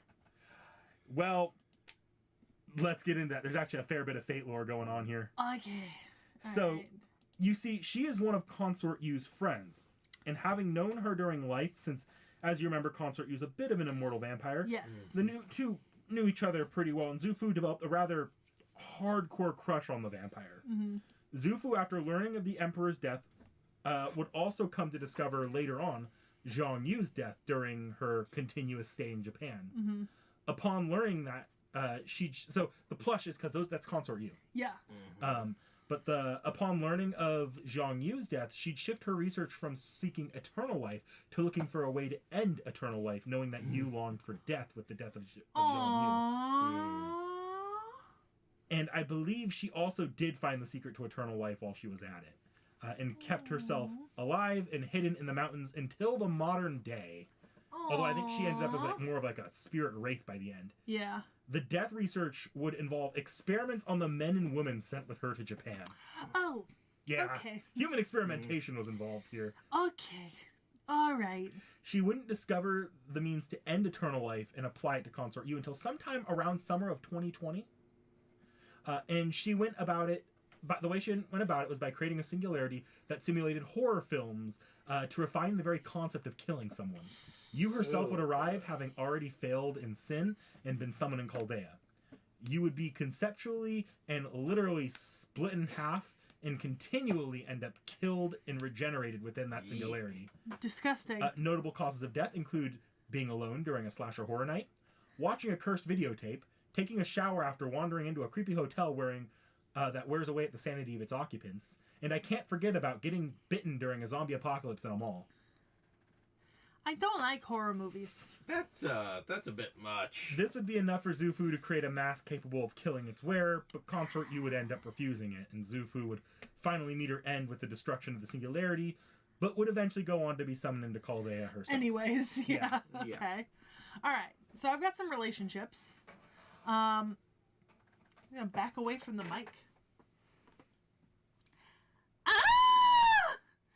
Yu-sama, welcome to my filthy place. Oh, I can die happy now. I can be erased from the world. Play the sound effect. Servant death sounds. Do that. Ah! Yu-sama's version from that summer. I always dreamed and wished for the day I'd see you. The moon is so pretty. I can die happy on this lovely night. That aside, Yu-sama, your choice of swimsuit really shows your ever-refined taste. Beautiful, beautiful Yu-sama. Sorry, but I just saw the all caps. No, you're good.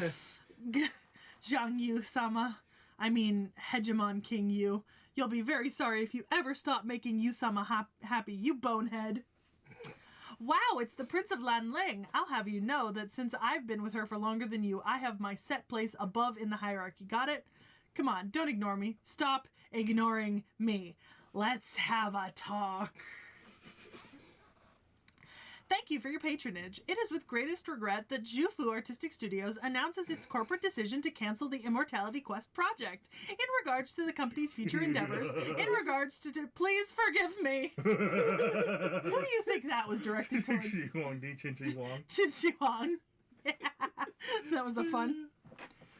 I just imagine, as she's saying that... Apparently I peaked way more than I thought on the mic. I am so sorry. I apologize, everyone. I'll fix it in post. For those of you who are lucky enough to not have to watch this live. So if you couldn't tell, ability-wise, Xu Fu is a mage and technically a high spirit, having become an alter ego by absorbing some divinities, but barely enough to even be mentioned. I don't even know if I didn't write in my notes what she was merged with, so I didn't have you look into it. She doesn't even have the divinity skill, actually. She just runs... So she primarily runs support for allies by providing healing and bestowing small amounts of additional power. I kind of love her already. I'm going to be real. Alright, so item construction, settlement creation. High Servant because absorbed 2 divine spirits, Ame no Mahitotsu and Shennong, the Shan Emperor of Grain. Okay. Weakness, Yu Maiden. Grain veneration from the 5 species of grain she brought to the Japanese continent. A skill activated by the power borrowed from Shennong. Okay. Taoism arts. All right, that makes sense. Legend of Zhu Fu. The travel to seek immortality. So she got 2 noble phantasms, I see. Yes. The first is, I present you the elixir of immortality. Not real. So this is her elixir of immortality that was ultimately incomplete. With it, you too can be Emperor Shi Huang Di, as if one other than her drinks it, they will end up hurt in a way we have yet to be shown. If she drinks it, it'll provide some fast recovery for her. But it fails to be an actual property, or like a proper elixir of life, even for her. I love that. The other one is Immortal Killer. Unattained. 2 incomplete noble phantasms. So this is the immortal mask she created during that one event. It was never completed and may not have ever worked in the first place against you as planned. But it's still enough to confer death onto others at high success rates, and it's supposed to be particularly effective against those not fated to die in their life. We've yet to see this really play out, though. Okay. This description says it has barely any effect against targets like those never fated to die and those related to the netherworld. I might have misread that then. Okay. All right. Artist is Taco Legs, who did Kyokute Bakien, Takasugi Shinsaku, Yoshida Soin. So no one I know. So here's something funny with her gameplay wise. She is has special gameplay buffs for Consort U, but she buffs servants' arts cards.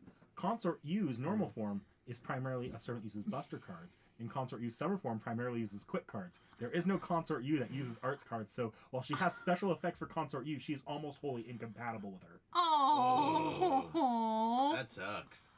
All right. Like, is there like a special team where like you can do all? Probably not. Oh, that sucks. That's unfortunate. I love that she's just throwing plushies at them. That said, she is. Oh, and talismans. What are they called? The I don't. Fuin? I Fuin really or don't something? remember. The ceiling spells. I forget what they're called. Talismans. They're talismans in English. Yeah. That's what we'd call them. I know there's a name for them. Personally, I know her as the killer of Ort. She Oh, did soloed like one of the big Ort fights on her own form. Like basically, I think I barely did anything, and then she like carried the rest. She of the fight. turned into a giant wicker doll. Yep. I mean, that's pretty cool. Man, this is another banger servant, my dude. We have had no losses so far today. This is great. She's actually she's not out in NA yet. By the time this video goes up, she will be out. Ooh. She I looks love that. pretty She's fun. powerful. Yeah. What star rating is she? 3. She's really easy to get, and she's not limited. Whoa. Nice. We're never getting her in game. Ofuda. They're called Ofuda. Ah. Well, that just depends on how quickly you guys progress through the campaign and whether or not I manage to write fast enough. Because isn't this part 3? Yeah. Yeah, we're still in part 1. Yeah, we're never getting her. We're gonna get there. We'll get there. Eventually. Eventually. Part 3 referring to Cosmos of the Lost Element. We'll get there at the same rate as FGO got there. No, at this point, you guys are well behind FGO. I think you guys, we're on year 4 playing the campaign or something like that. We're not in year 4. We started in 2020. No, we didn't.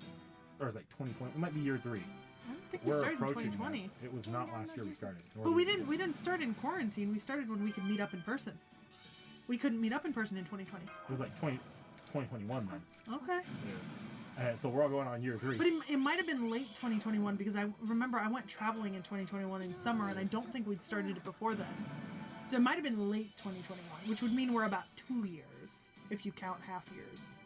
Well, I still don't foresee us hitting this point in the next year and a half, which would be the time of FGO. I know.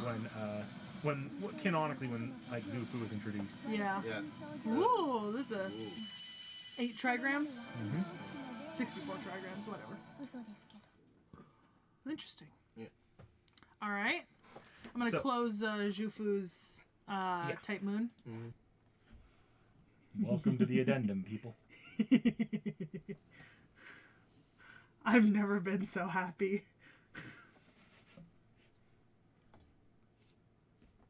First mistake, giving Sekhie a dangerous weapon. I mean, it wouldn't hurt that much. I think it's foam. Yeah, I think like really dense foam. I'm it's probably surprised. a rod in the middle there. Yeah. But I am surprised by how dense it is, and there is a fair amount of detail. I couldn't even tell it was foam from a distance when it was hanging on the. Oh yeah, rack no, at I the wouldn't shop. assume. Yeah, I wouldn't assume it was foam either. I would have assumed it was like, probably like a polymer plastic or something. Mm-hmm. That's actually good because that means it's far less fragile in a house with cats. You're not likely to find a cat impaled on it. Yeah, it does mean though that I have to keep it out of their chew range and their claw range. Yeah. Because it's foam, and they would love that, and I would not love it if they loved it. All right, so Jufu. Yeah. Again. Yeah. I'm not going back over this. You don't need to. Thank God. If you want to know my reaction to Zufu, you can always go check out the reaction stream to the announcement video. Oh yeah. Or I think it was a reaction video actually. Yeah, I had a perfectly reasonable reaction to that. Absolutely. Perfectly reasonable. Totally accept that. Didn't lose my mind and start screaming at my walls at, what, midnight my time? This video is the entire reason that in our new spreadsheet I put the in progress option in the editing column. This shouldn't be the one in progress. This was recorded on a live stream. We are recording exclusive content for you folks that wanted to watch it on second round. Well, it's a benefit for anyone who didn't watch the live stream. And anyone who did. So secretly, I'm going to break this entire segment up into 10-second chunks and pepper it throughout the entire video. So you have to watch the entire video to get this one segment. I'm kidding. I'm not going to do that.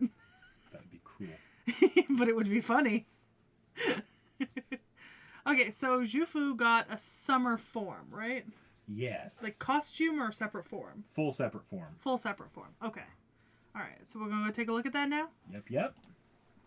Meet Summer Zufu. Oh. Remember the FGO app for better detail in the art cool. and the backgrounds.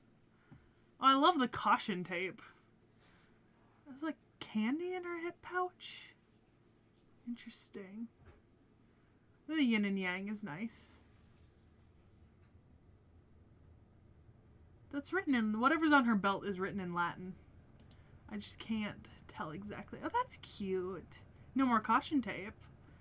And, you know, we got the little... Doesn't have her chainsaw anymore, though. No, it does not. Yeah.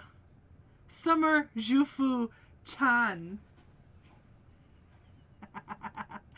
That's hilarious. Oh, I like this version. This is really cute. Oh, this has her Summer Jufu Chan is back. Okay. Pulvis et Umbra. Something in shadow?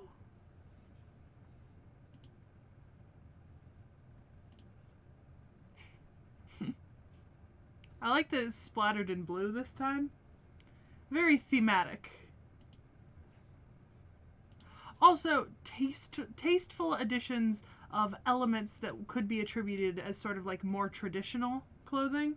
I think this was a good way to incorporate it into a very modern design. Because you would see stuff like that, like genuinely. You see like little bikini tops with like that high neck detailing and stuff. Okay. So, this is a fun one. Zhu Fu here was apparently upset that she didn't get a swimsuit yet and hasn't had one until this year. And after begging the master incessantly, she was redirected to Sekhie, who eventually gave in and gave her one. Zhu Fu decided that this year, for summer, she'd take on her aesthetic from a slasher horror film, not unlike her event. Her original introduction. Goodness. This has led to her taking on the Avenger class, actually. And it results in a few personality changes. Primarily, she's less communicative, but now she's actually become a lot more relaxed than in her usual summoning. Okay. Her relationship with the master is... And this is actually something that comes back to something that we didn't cover much because I hadn't read Trom yet. Her relationship with the master is much friendlier. not just any type of friend, but the type of friend that's willing to pick physical fistfights with you. Hey. Yeah. I understand that. Just cause it's not because they hate you; it's because they can trust you. Yeah. You know, that's why Knick-Knack never panics when I try to stab him with things. Yeah, we'll go with that. I've never seen you panic. You were always a bastion of calmness. So, ability-wise, her primary means of fighting are horror movie tropes. Of course. So she lures people off alone into the bathroom in the woods and then murders them? Yeah, I'm just going to leave that there till we get to her animations. Oh, boy. But Here, it's fun little known fact about me. Sekhie does not, in fact, like things with jump scares. No. At all. I'm going to say this is not a jump scare thing, I think. You think? I haven't looked at her animations in that You much detail. think? She just came out, like, less than a week ago. You're about to be responsible for us going fucking nuclear on this goddamn video. But on a technical level, like, the way she kills people, she's finding the most effective means of killing her enemy and carrying it out, which just so happens to look like horror movie attacks. I mean, I can appreciate the efficiency of a chainsaw. Yeah, my favorite's the Chainsaw Massacre. Yeah. You know, more and more I get the feeling that I would really enjoy watching Knick-Knack watch Black Butler. Just a little. For many reasons, but this is one of them. So, this came up on stream.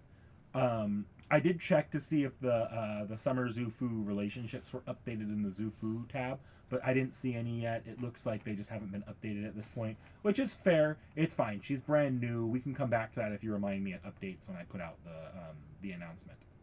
Swimsuit lines is what we're going over today. So what I'm assuming is I went and checked on the last video, and the swimsuit servant section and the Mash Chirolite section is new, and then the extra lines in Consort U swimsuit and Consort U are from swimsuit, or, you know, Avenger Shufu. Okay, so let's start with Lady Yu. Your Shufu is back on sale, now in swimsuit form. Sorry, I meant to say back in the business.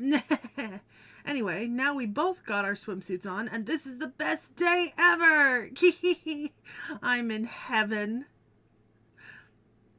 It's Lady Yu in her swimsuit. Yeah. She's in her swimsuit, and so am I. Finally, this is the springtime of my life. Or summer, actually. Ah, it's Mash. You're Miss Mash, right? We, haven't met before. The pleasure's all mine. Hey, Master, did you say something to Mash? Huh, you didn't? Then why is she being so friendly to me? I mean, it makes me happy. Really happy. My summer diary? She read it? Ah! Wow, so many swimsuits. Open up, Master. Which is your favorite? Nope, I'm just asking out of curiosity. Can you give me a top 3? You can't? Alright. So, can you tell me just where mine ranks? Still not answering? Tight-lipped, aren't we? Pro tip, the right answer is first place. And then I'm not sure if this line up here is new, so oh, no, it is, because it's Avenger. It's the usual Lady Yu. What a beautiful visage. She's making me forget I'm an Avenger. Now that I think about it, I don't resent Lady Yu at all. Master, can I resent you for the time being? No? Okay. But her NP here is called Expiring at Evening. Chainsaw at Twilight. No, it's chainsawing. I'm sorry, chainsawing at Twilight. At Twilight. Remember, that is a verb. Chainsawing.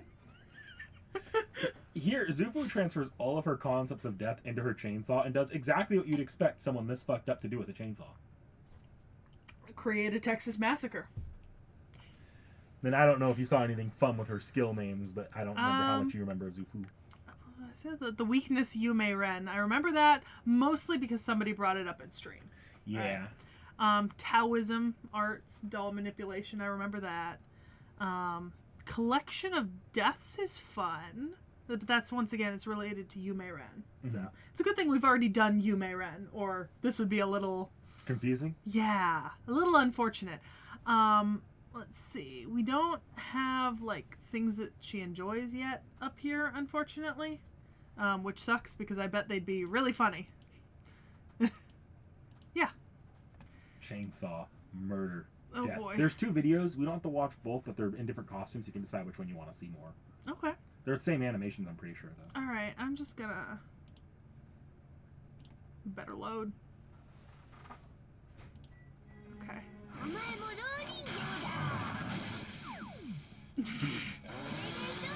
Yeah, that's about what I expected. Is that a camel? Yes. It's a fluffy camel.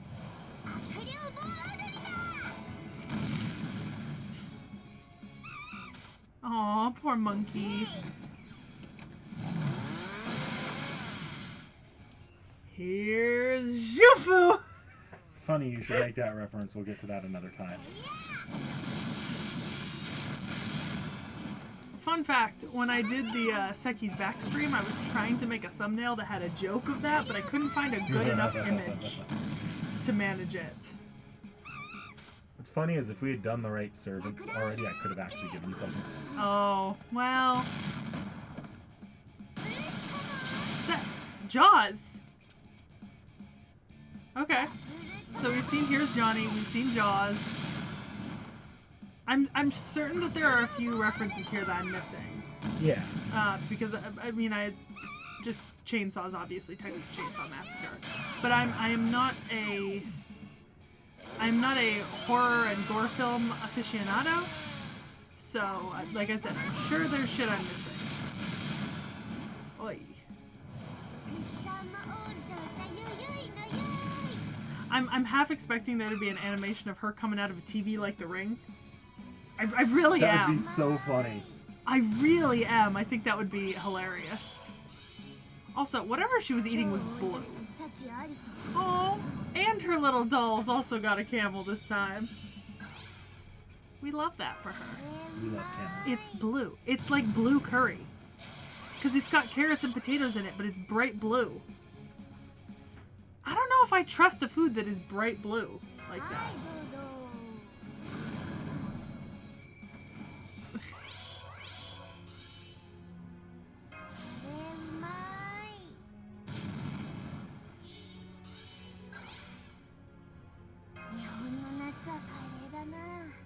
It's definitely curry. Fascinating. Okay. はい、カメラさん注目。おこちら神殺しの電動のこぎりとなっております。夕暮れ見て絶食、黄昏見て天の子。 This is definitely a reference. I just don't know it. You know what I mean? Mm-hmm. Like, I feel bad because I know it's a reference. I can tell it's a reference. I just don't get it. Yeah, this is just the same things in a different outfit. I'm 90% sure, but you can like peruse it for a new animation if you want.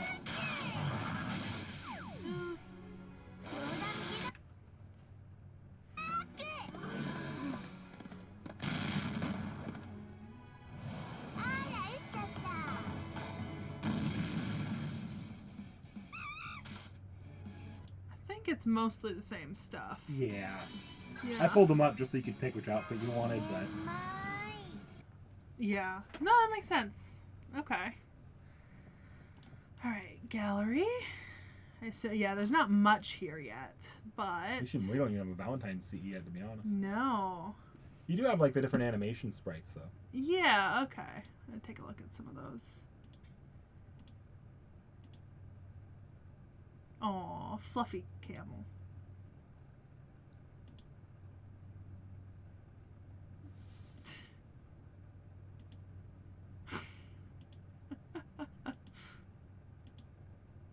Jaws.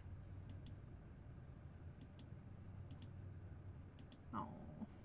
Oof. She's got a lot of really cool, like, animations. Like, they put a lot of effort into her. See what I mean? Blue fucking curry. Speaking of, what color does her design look like to you? I see a lot of like blues and I think pinks. Blue and white. There's no pink. Okay. But yeah, it's mostly blue and white. She just has the one. Yep. No Valentine's yet. There is an extra art, though, by the artist. Very cute. Adorable. Alright. So I was spinning around during the afterglow sky. I do not like this new pop-up down here. Okay, so it's the chainsaw buried in the beach. And we're gonna get to translate it. Okay. The fun and enjoyable summer is over. So I guess it's about time for this chainsaw to be used. Just like in the old movies, grab this and have fun spinning around. Mr. Master, is it no good? I see. Then I'll do it. That's right. Grr, I'm dizzy. I'm drunk. Hey, Master, summer was fun, wasn't it? Oh yeah, that's fine. Someday, Master will close his eyes in his bed and die surrounded by all kinds of people. Please burn this scene into your memory so you can remember it. Well, it's too early to think about dying now. Don't think about it in about 100 years. That was a threat. Respectfully, that was a threat. So yeah, we are now caught up on Zhu Fu. we got only, the damage was only one servant that he didn't end up. Imagine if it had been, right? Just in your head, if it had been every servant we did on stream. Summer Yang was not out of the question. That's fair. I would have liked a summer Shi Huang Di. A Shi Huang Di outfit was not out of the equation. I really would have liked a summer Shi Huang Di, because when I first heard about it, I thought it was a summer Shi Huang Di. I didn't think it was a Zhu Fu. But that's because all you said to me was that it's going to go in the Shi Huang Di video. Yeah. So I assumed it was going to be Shi Huang Di. And I kind of am a little disappointed that it wasn't. But I like this form. I think it's super cute. If anyone actually knows all the references from her animations and her NP, and puts them down in the comments, I'd actually be really interested in finding out, because I promise you I'm not going to go watch these movies to figure it out. And if it's not written in like... well, actually, hold on. There might be... If somebody has been particularly meticulous about updating the wiki, sometimes there's a little... Trivia at the bottom? Yeah, that I've seen before. Nothing yet. That's fair. Too early. Yeah. Which makes sense. All right. I'll leave the other one open. And so next we're going on to Prince of Lanling. Saber. Rider. Am I right? I'll click into it. Archer. Saber. Okay, I was right. Actually, I have Prince of Lanling. Yeah, an FGO. Oh. So I'm gonna spoil this a little now. Yeah. You know, because it was so funny. Yeah. You said Saber, and then you're like Rider. There's also a Rider variant that we'll be covering very briefly today. But I have this one, don't I? Yeah, you do have this one. Okay. Didn't I pull them when I was pulling for something on that Pokemon stream? When I got really lucky, that's when I pulled this character. Maybe. I think I remember that specifically. So, surprisingly, not a gender bend. No, but I love the art. Mm-hmm. Right, Vorn? Yeah. Looks really good. I'd rather actually have the half face mask rather than like that. Yeah, rather than that mask. That's. I mean, I like the face mask. I think it looks good. I'd rather have like the one where it's like not covering eyes, but like. Oh, the mouth covering? No, like half face, like this.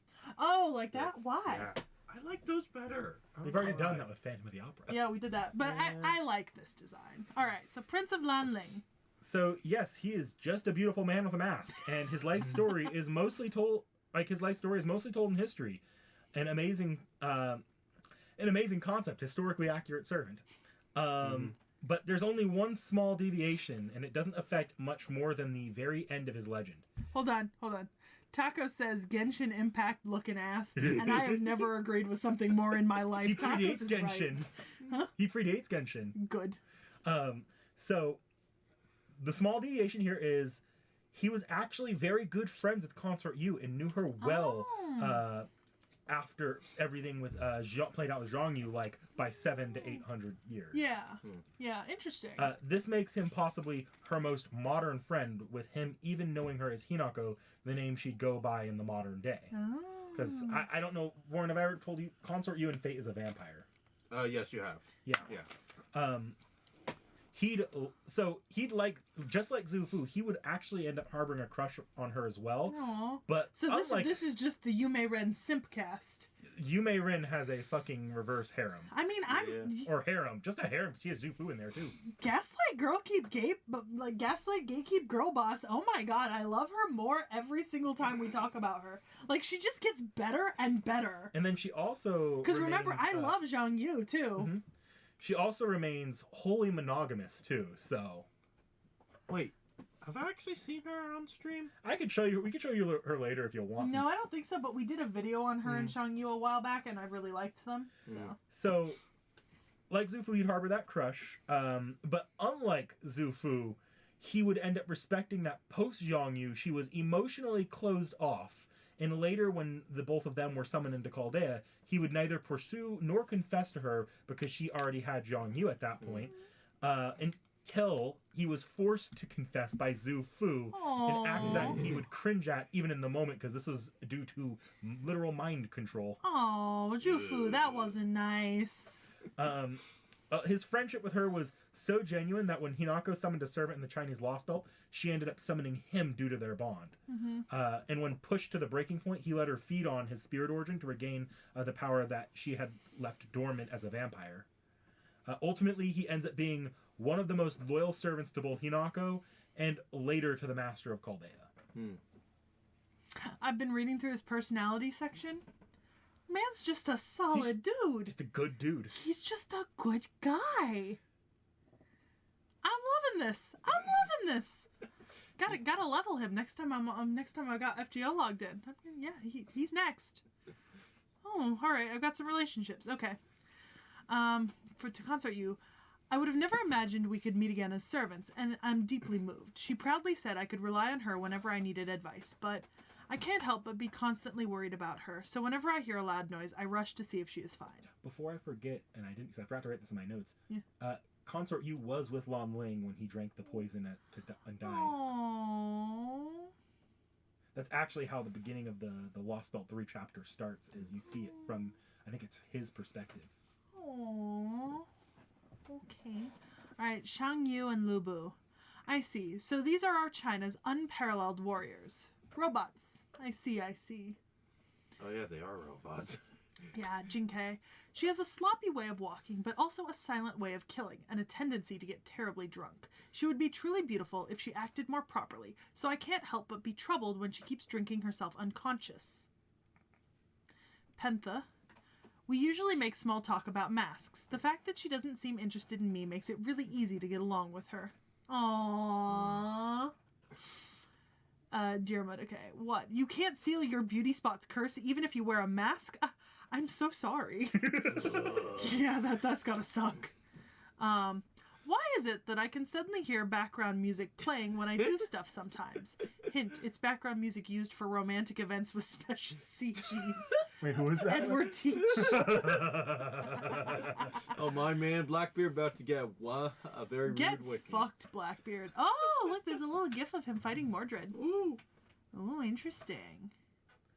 So, yeah, he is a particularly good swordsman in general. You see it there. He was able to keep up in a fight with Mordred. Oh, yeah. Not only is his beauty hidden by his mask, but it also allows him to stay clear-minded in combat and protects against mental interference. This benefit also extends to the soldiers under his command. By merely revealing his face, he can just change the flow of battle. Well, yeah, he's so distractingly beautiful, Knick-Knack. He's the kind of face that you see and it launches 1,000 ships. My man Helen of Troy over here. The only way that that won't work is if you're blind. So I see magic resistance, riding Mask of Concealing Beauty, vigorous like breaking bamboo, that's his tactic skills, a devilish face, his bare face. So he's got Noble Phantasm, Prince Lanling in battle. So this Noble Phantasm can occur when Lanling removes his mask. It's derived from the song about him, and when removed, it will cause the enemy to be greatly disadvantaged in battle due to the influence of his beauty. Okay, I'm actually going to go read his illustrator notes because it's like half a page. Told I could design him however I wanted so long as he kept pretty boy wearing mask intact. All right. Let's see. Okay. It's nice to see how Lanling doesn't show any skin, yet you can clearly still have a peek at his slender and elegant bodyline. Aw, my headcanon for him is that his hair got cut shorter and lost its color to symbolize the tragedy he experienced in life. So it's possible he would have had long black hair when alive.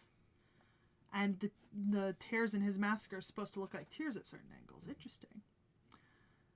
Oh, the golden cut flower is his motif because it blooms during the month he died. God damn, the artist put in so much effort. Like, I really appreciate that. I tried to draw him so beautifully that I couldn't replicate it again. Oh my. You know what, artist? I do find him androgynously sexy.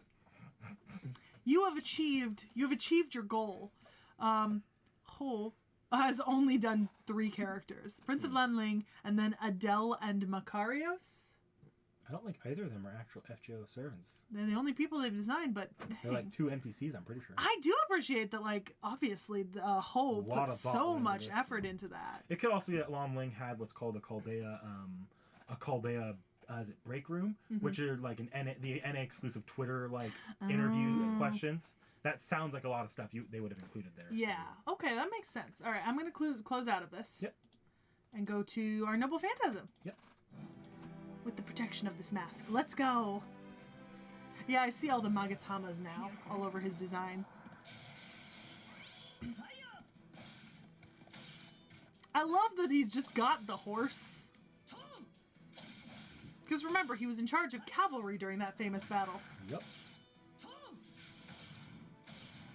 It's a pretty dynamic sprite, too. What is it with all of today's sprites being, like, really dynamic? A lot of mostly newer sprites from around the same era of probably in philosophy.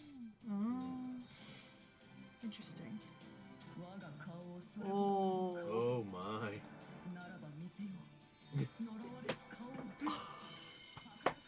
Be still my beating heart. Well, Sekhie got rizzed. I did. I got rizzed. Goddamn. One of my new favorites, automatically. If y'all know of any figures, send me. God damn. So we actually do have another one. Gao Chengao. Rider, like I predicted. Yep. Can I switch into it? Yeah, there's no different design here. So this is entirely a recycled okay. design. I haven't got that much to mention here. We do get to see him as a rider under the name Gao Chengong. However, he is largely shown to look like Lanling, but is not representative of the Lanling the general, but rather the Lanling that would ultimately flee from politics and battle ultimately go out of his way to try tanking his own popularity to save his own life. Yeah, in favor of his nephew. And he regards himself as a coward.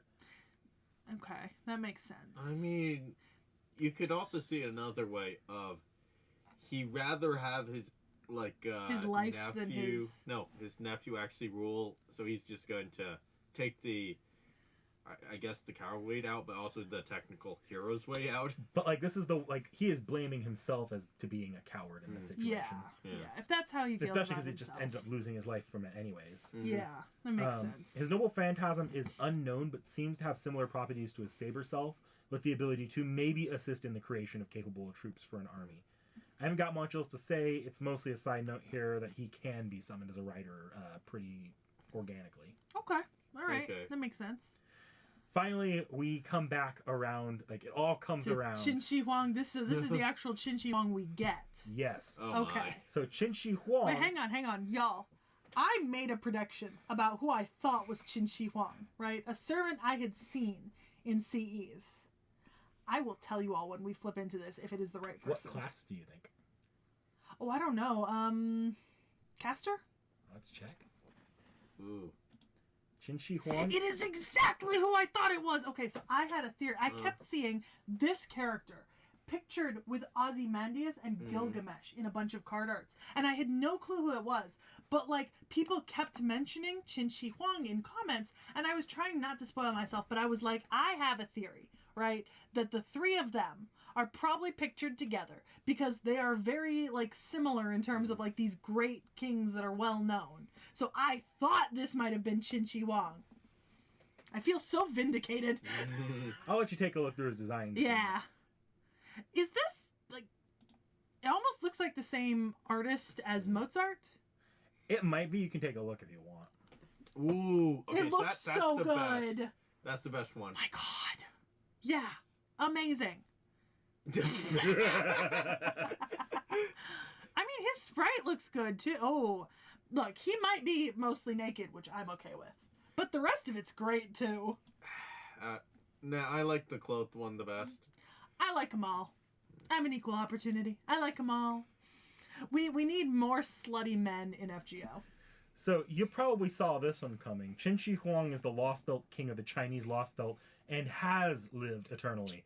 This Qin Shi Huang found immortality through creation of a magically infused supercomputer that allowed him to live eternally.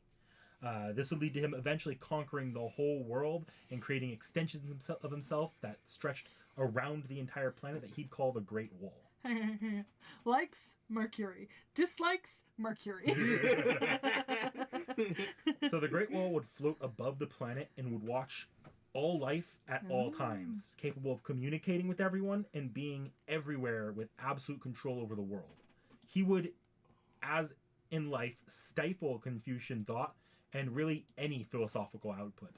Ultimately, he'd force all of society to remain village farmers under his beck and control. Anywhere that became too free-thinking, he would simply dislodge part of the Great Wall and have it crush everyone on the earth below it, killing anyone that he saw as an infection. I think Sekhie got rizzed again. I did. His people, though, lived happily and healthily, more healthily than even modern-day humans, granted extended life by the health properties of the perfect crop that he had concocted. Artists would be limited to his imperial capital and would only be able to make art of his glory, and all of his warriors would also, over the years, be granted eternal life. Each would be sealed away in an effectively in a terracotta cryostasis to allow him to call on them whenever a true threat arrived. He would ultimately lose his physical body and remain entirely as the supercomputer, and the collection of heroes would just expand over the years, but he would never end up needing them, as his rule was strong enough to be eternal, and it caused humanity to completely stagnate, as he had no interest in progressing science, technology, or human thought. So the timeline was pruned until its resurgence as one of the Lost Belts. Oof. The first to arrive was Consort Yu, who would strike a deal with him. She would let him analyze her immortal body, and if he let her have Zhang Yu, who was amongst his warriors. Chaldea would arrive, and after quickly realizing that they were free-thinking and philosophical, he would at first try to convince them out of it.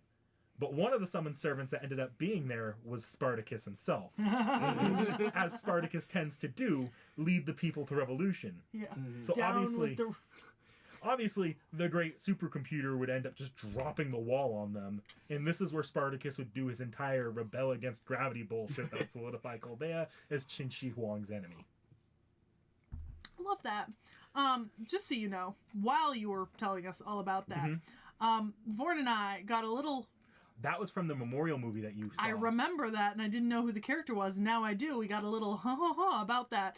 And then I just happened to click into this. And I was like, doki doki, doki doki. So, goddamn. In the Lost Belt, shit goes sideways, and he gets a hold of some of Chaldea's technology, namely the Shadow Border, if you remember Da Vinci's video.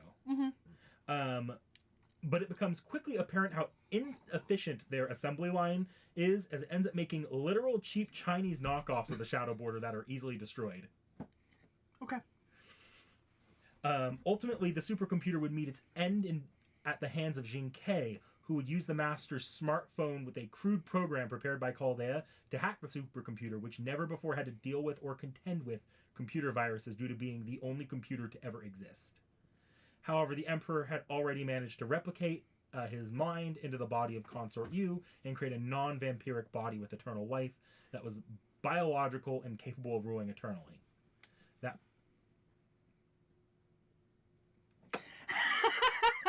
Keep going.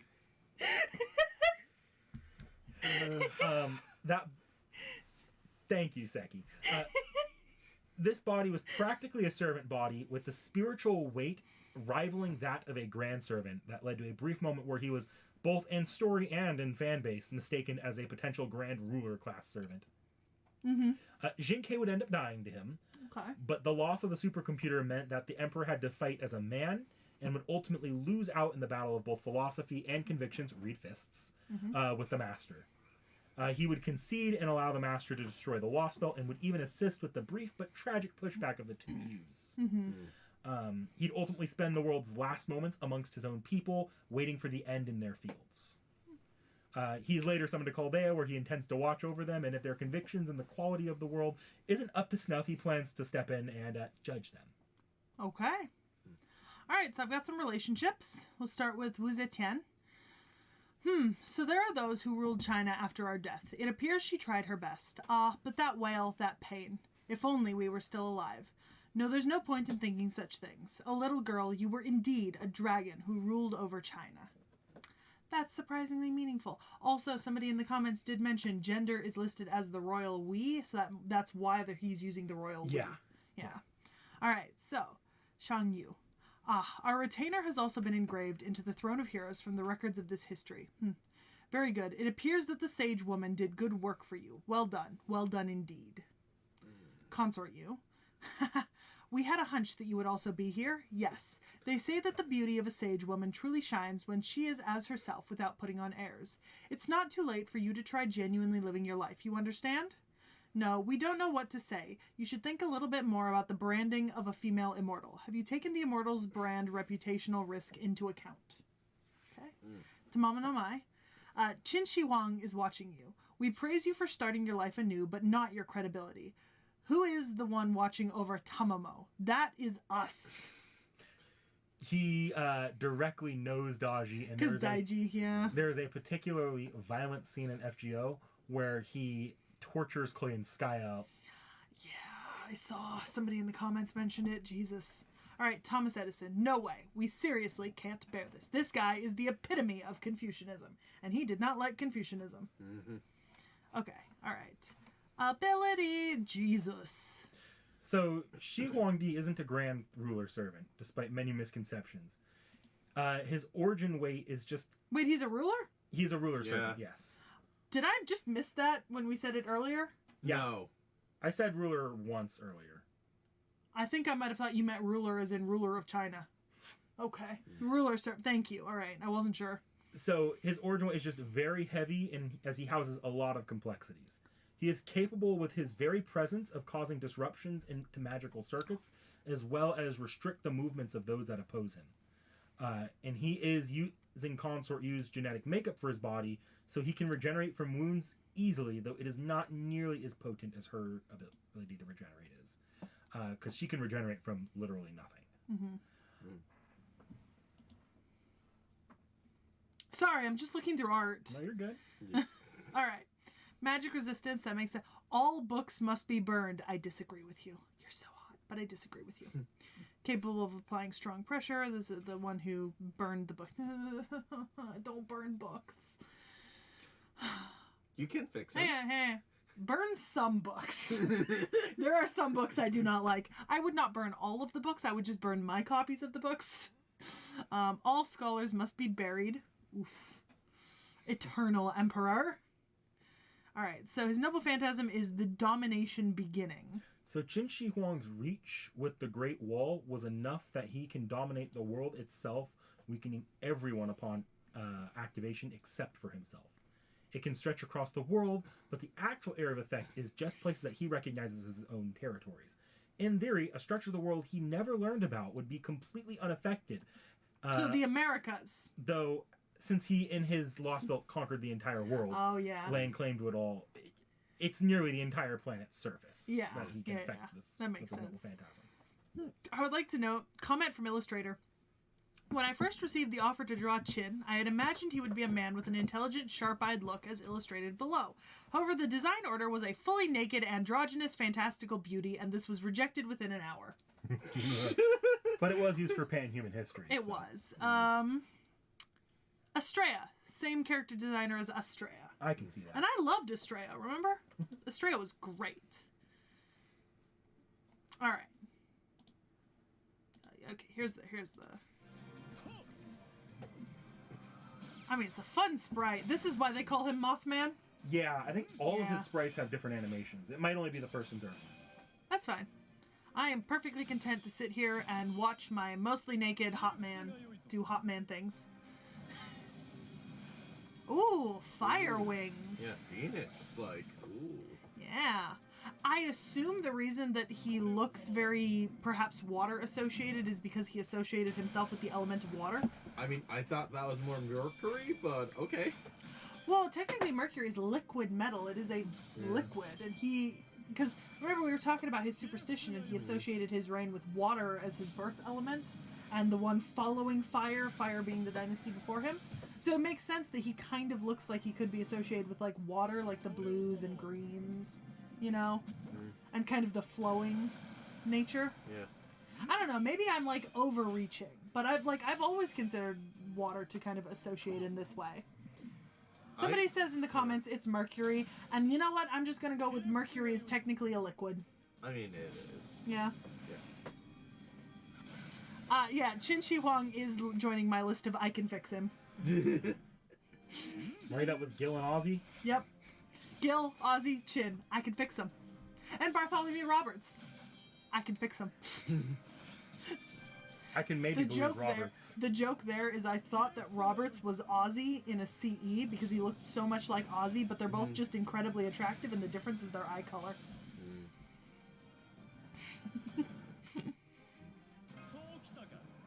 Nope. Okay, that's an MP, I think. No, the NP will be a separate animation These cycle. are skills. Yeah.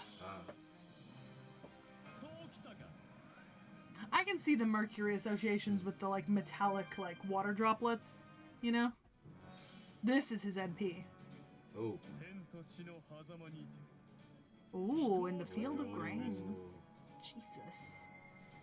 And this doesn't crash phones? Making a joke mostly. Christ.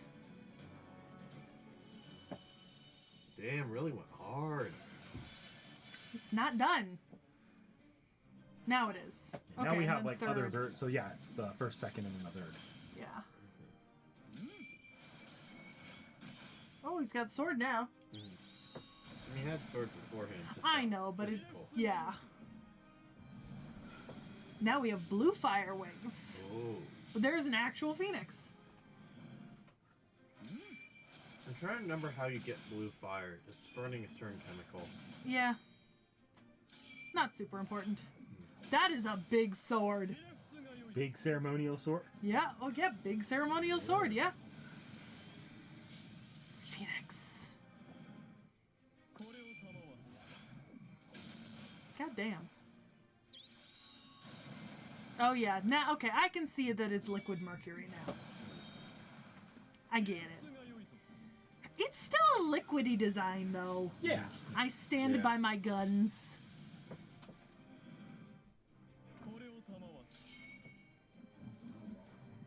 Oh my. Well, that's cool.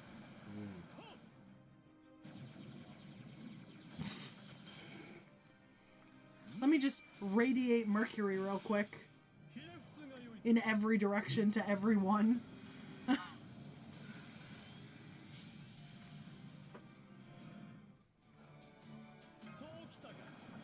Oh, there's his wall.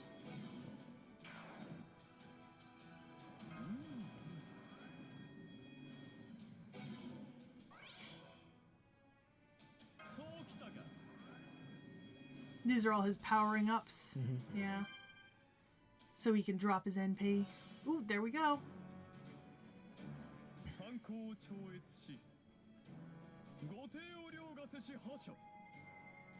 So it's the same once we get to this part. Yeah. Okay, it was just the animations and stuff earlier that were different. Okay.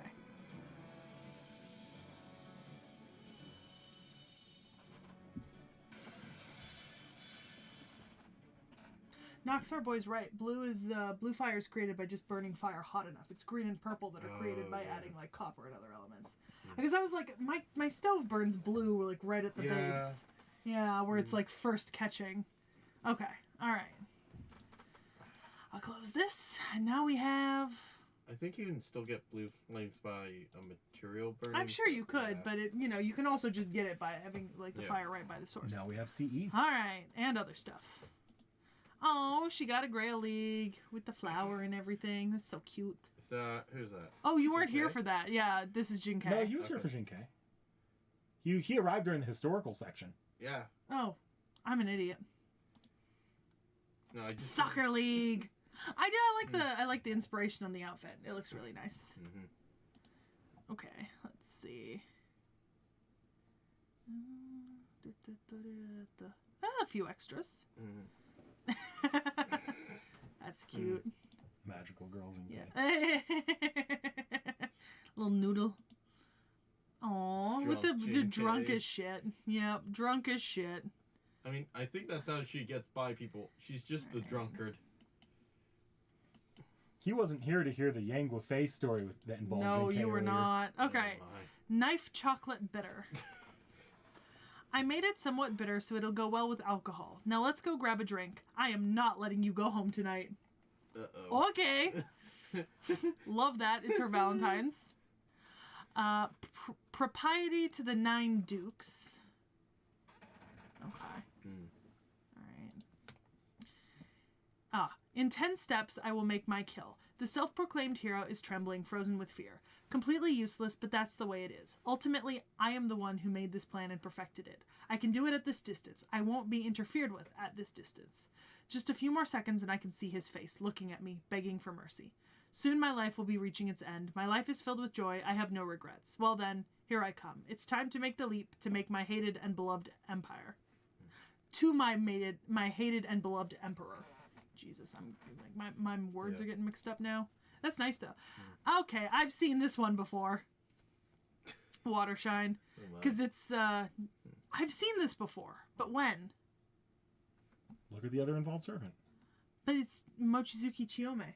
Oh yeah, I don't know. I've seen this before though. You probably pulled it at FGO. That might be it. Yeah. On a sunny summer day, having a chat by poolside can be fun, and it's even better with a good cocktail. That's right. So that one can escape reality for just a bit. It's like, I know this art. Like, I've seen it before. Oh, it's the Hassans. I think you know everyone in the CE now. I do know everyone in this CE now, because I assume this is Jinkei, Jinkei. pissed drunk. Yeah. And a bunch of the Hassans. Yeah, I remember reading this. Oh, Phantom of the Opera's also in here. He's there.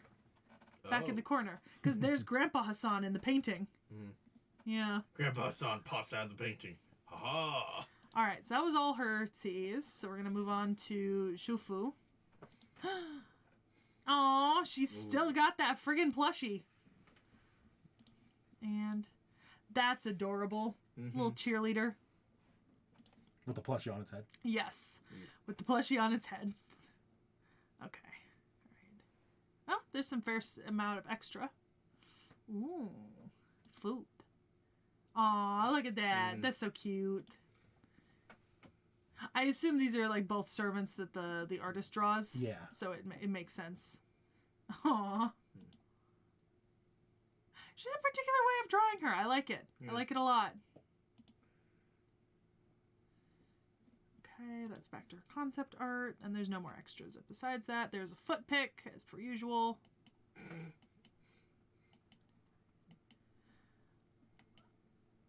Alright. No Time to Die. Sounds like a James Bond movie. My role is almost over. Oh, this spell's formula is wrong. Fix it. The future of this project is in your hands. Yes, you got that. It's coming along great. This talisman is really well made. Just keep working on its speed. Now that I think about it, it's been decades since we made this land our home. Not to boast, but this place is very... Huh? Are you serious? Sorry, you'll have to throw that away and start from scratch. Not to boast, but this place is very... did I already say that part? Come again. The dolls did what? Oh no. The spell inside them must be unstable. You need to check what the weather is like and... Okay, so I was saying my last will and testament. How far did I get into it again?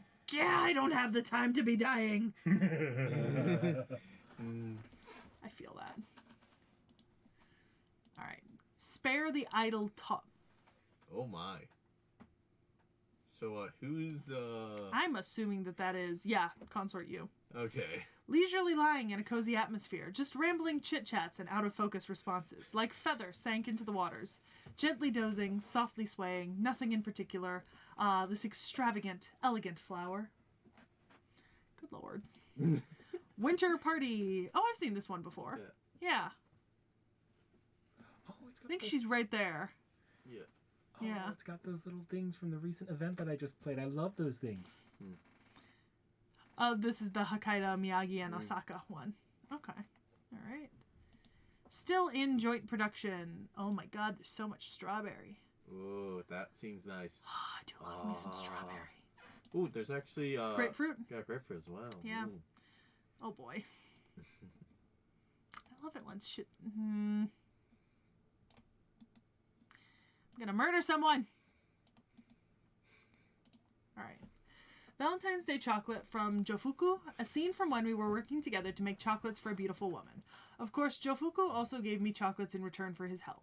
She is a person who never fails to be obedient when it comes to those things. I was grateful for the chocolate, but what remains in my memory even more is the sight of her struggling to give the chocolate to the beautiful woman. A time of laughter, crying, anger, and joy at completion. Every time I remember that scene, I feel something warm. Oh. Heroic Spirit event attire.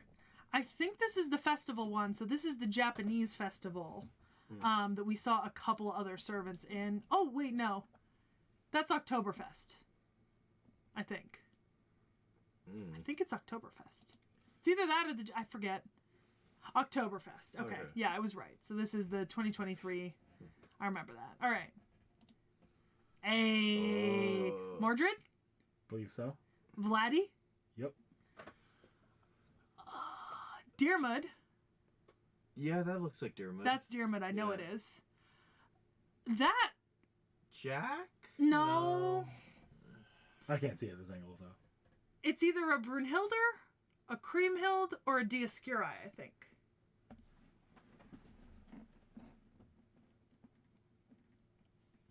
I don't actually know. All right. It's a bit too hard. Yeah. That one. I'm not reading all of that. Anastasia, that's who it is. Any names you don't recognize for us to come back to it eventually? Vlad, Mordred, Anastasia, Charlemagne. So we'll We be did- back to see Charlemagne at some point when we do the Paladins. It also references Trigun and Helsing, which makes sense. It looks like it references Trigun and Helsing. Yeah, it's a really cool CE. I will read it when we do the final character on it. Okay. I think. That's a lot to read. I don't know what it is, and that's a lot to read. Because I don't think it's Jesus. No. Oof. No. Yeah, nah. If we forget to do it when we do Charlemagne, just remind us at updates. Yeah.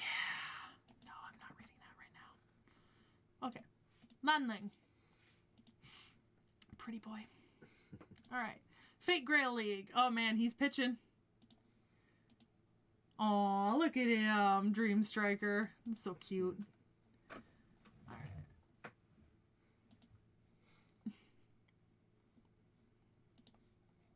I love it.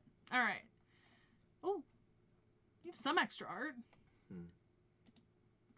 Oh, that looks really nice. Wait, what? Oh, okay. So he will have a. Yeah. So I'll have to check where that is. Okay. Foot pick. Oh, Paper Moon. Yep. That's Gao Cheng Gong. Probably. Oh, I want to say there was this horrific moment in there involving Zoken and Mato. yeah. Oh, boy. That's a lot.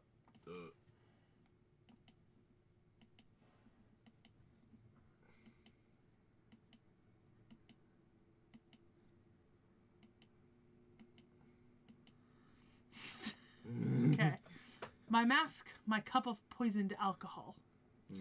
I wore a mask so I could fight, sing, and love my nation from the bottom of my heart, just like any other soldier. But my nation was a capricious one, and like a spoiled child, it toyed with my loyalty. And that is how I met my end. It was a cocktail of regret, despair, grief, sweetness, and bitterness, and I drank from that poisoned chalice and downed it all. The instantaneous pain and agony was no more painful than the knowledge that my loyalty was shredded to pieces.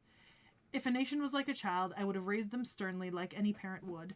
But then again, a child doesn't truly understand that their parents have their best interest in mind, now do they? Oh. Yes, Quipper. He's pitching. Very much pitching. Yeah, no. Beauty concealing mask. But this mask really has no other function than to conceal one's face. Are you sure you want this? If you ask me, I believe many servants will be disappointed if you hide your face, master. There's someone named Santa Island Mask who's popular with children? I see, so that's one way to use masks. Intriguing. Right. Foresight and profoundness. This is with Qin Shi Huang. Looking great in business attire. So this is the latest model. Not bad. Would you like to try it for yourself?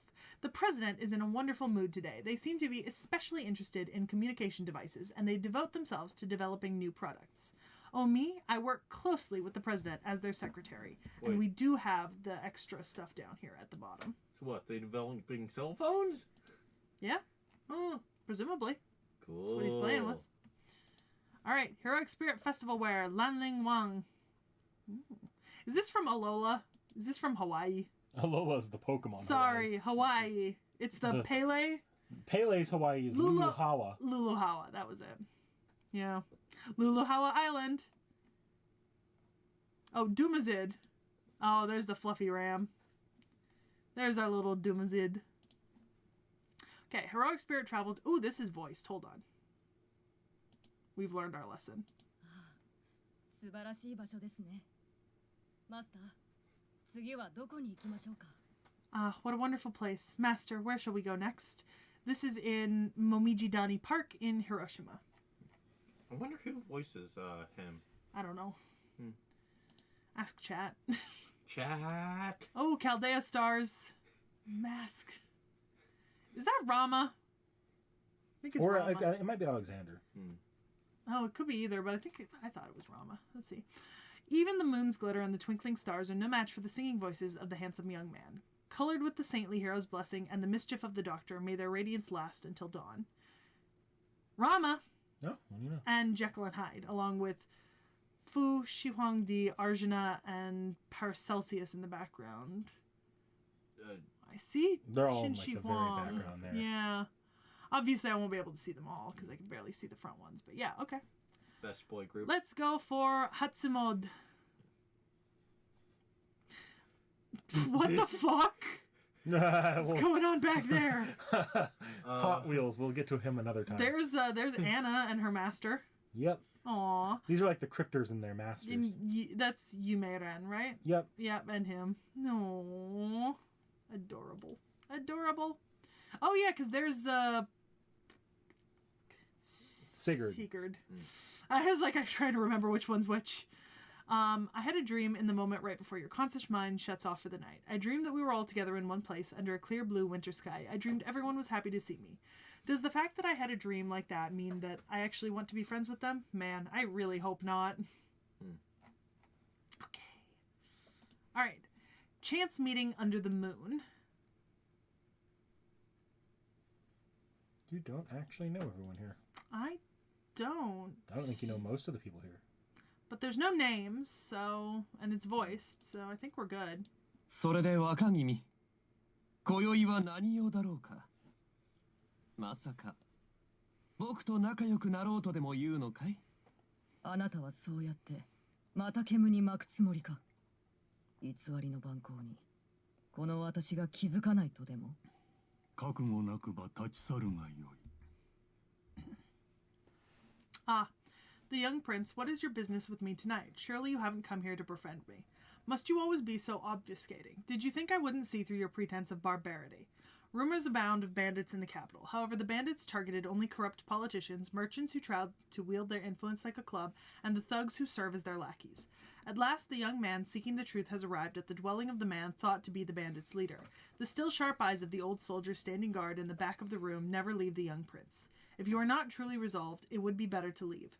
The young man takes a good look at the goblet in his hand, then drains its contents in a single gulp. Okay. All right.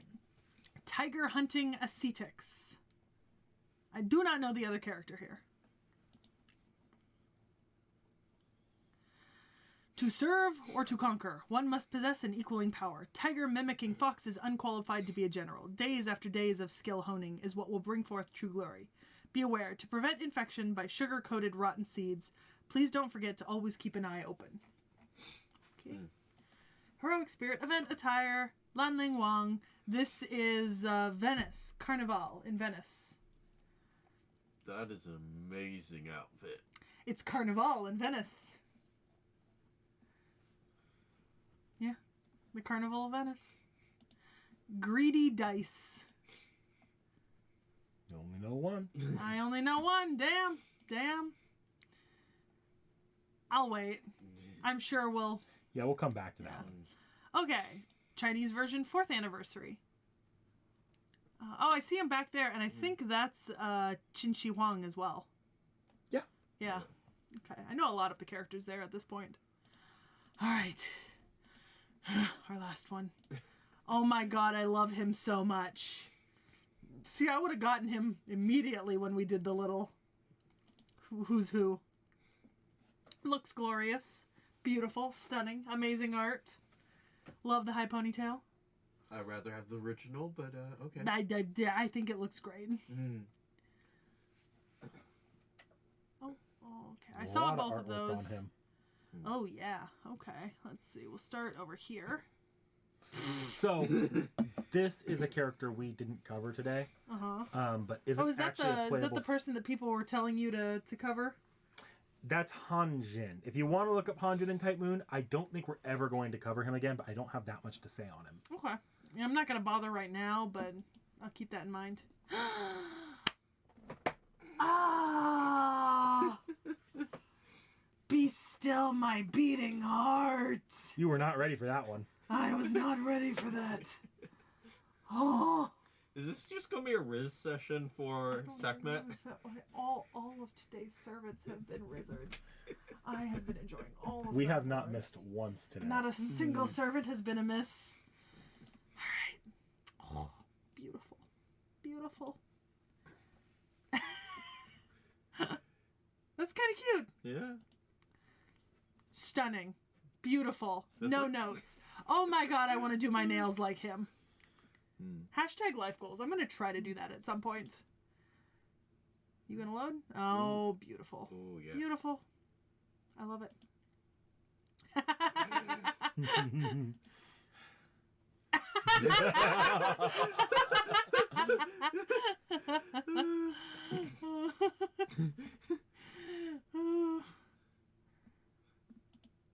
see.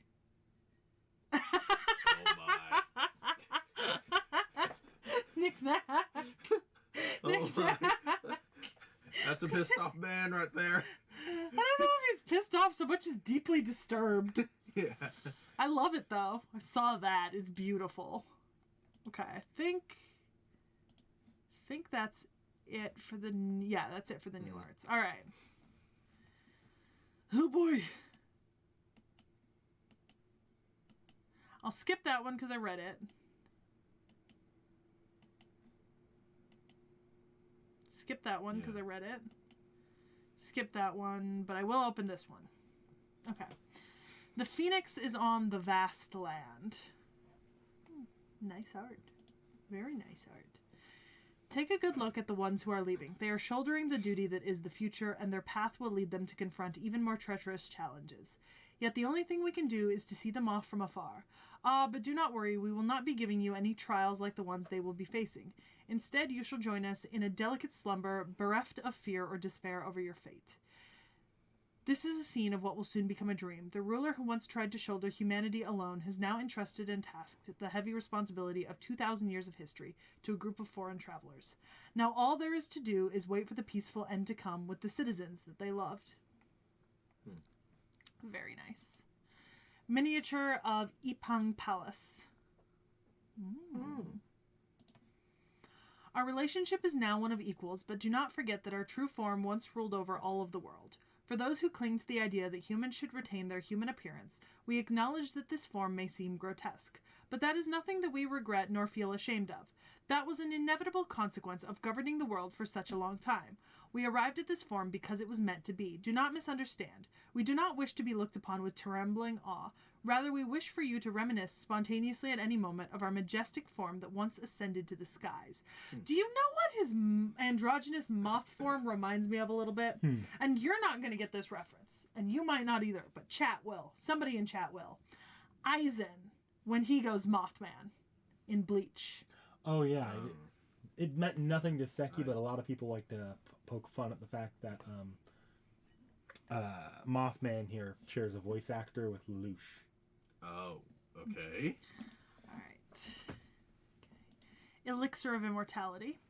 You know, Valentine's Day chocolates. Word is that drinking this would make one immortal, but the actual effect is a mystery until the concoction is actually drunk. The world may never know. The explodey balls? You never know. All right. Chalcedony chocolate. Return item. It's basic. Oh, because Qin Shi Huang is genderless, so you get both. Androgynous, you get both. Okay.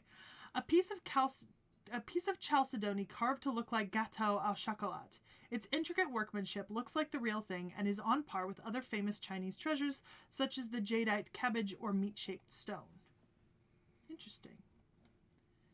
Okay. Oh, all right. Heroic Spirit Festival wear. 4th anniversary. Not bad. Yeah, not bad. Oh, so the... Oh, okay, so these craft essences must have, like...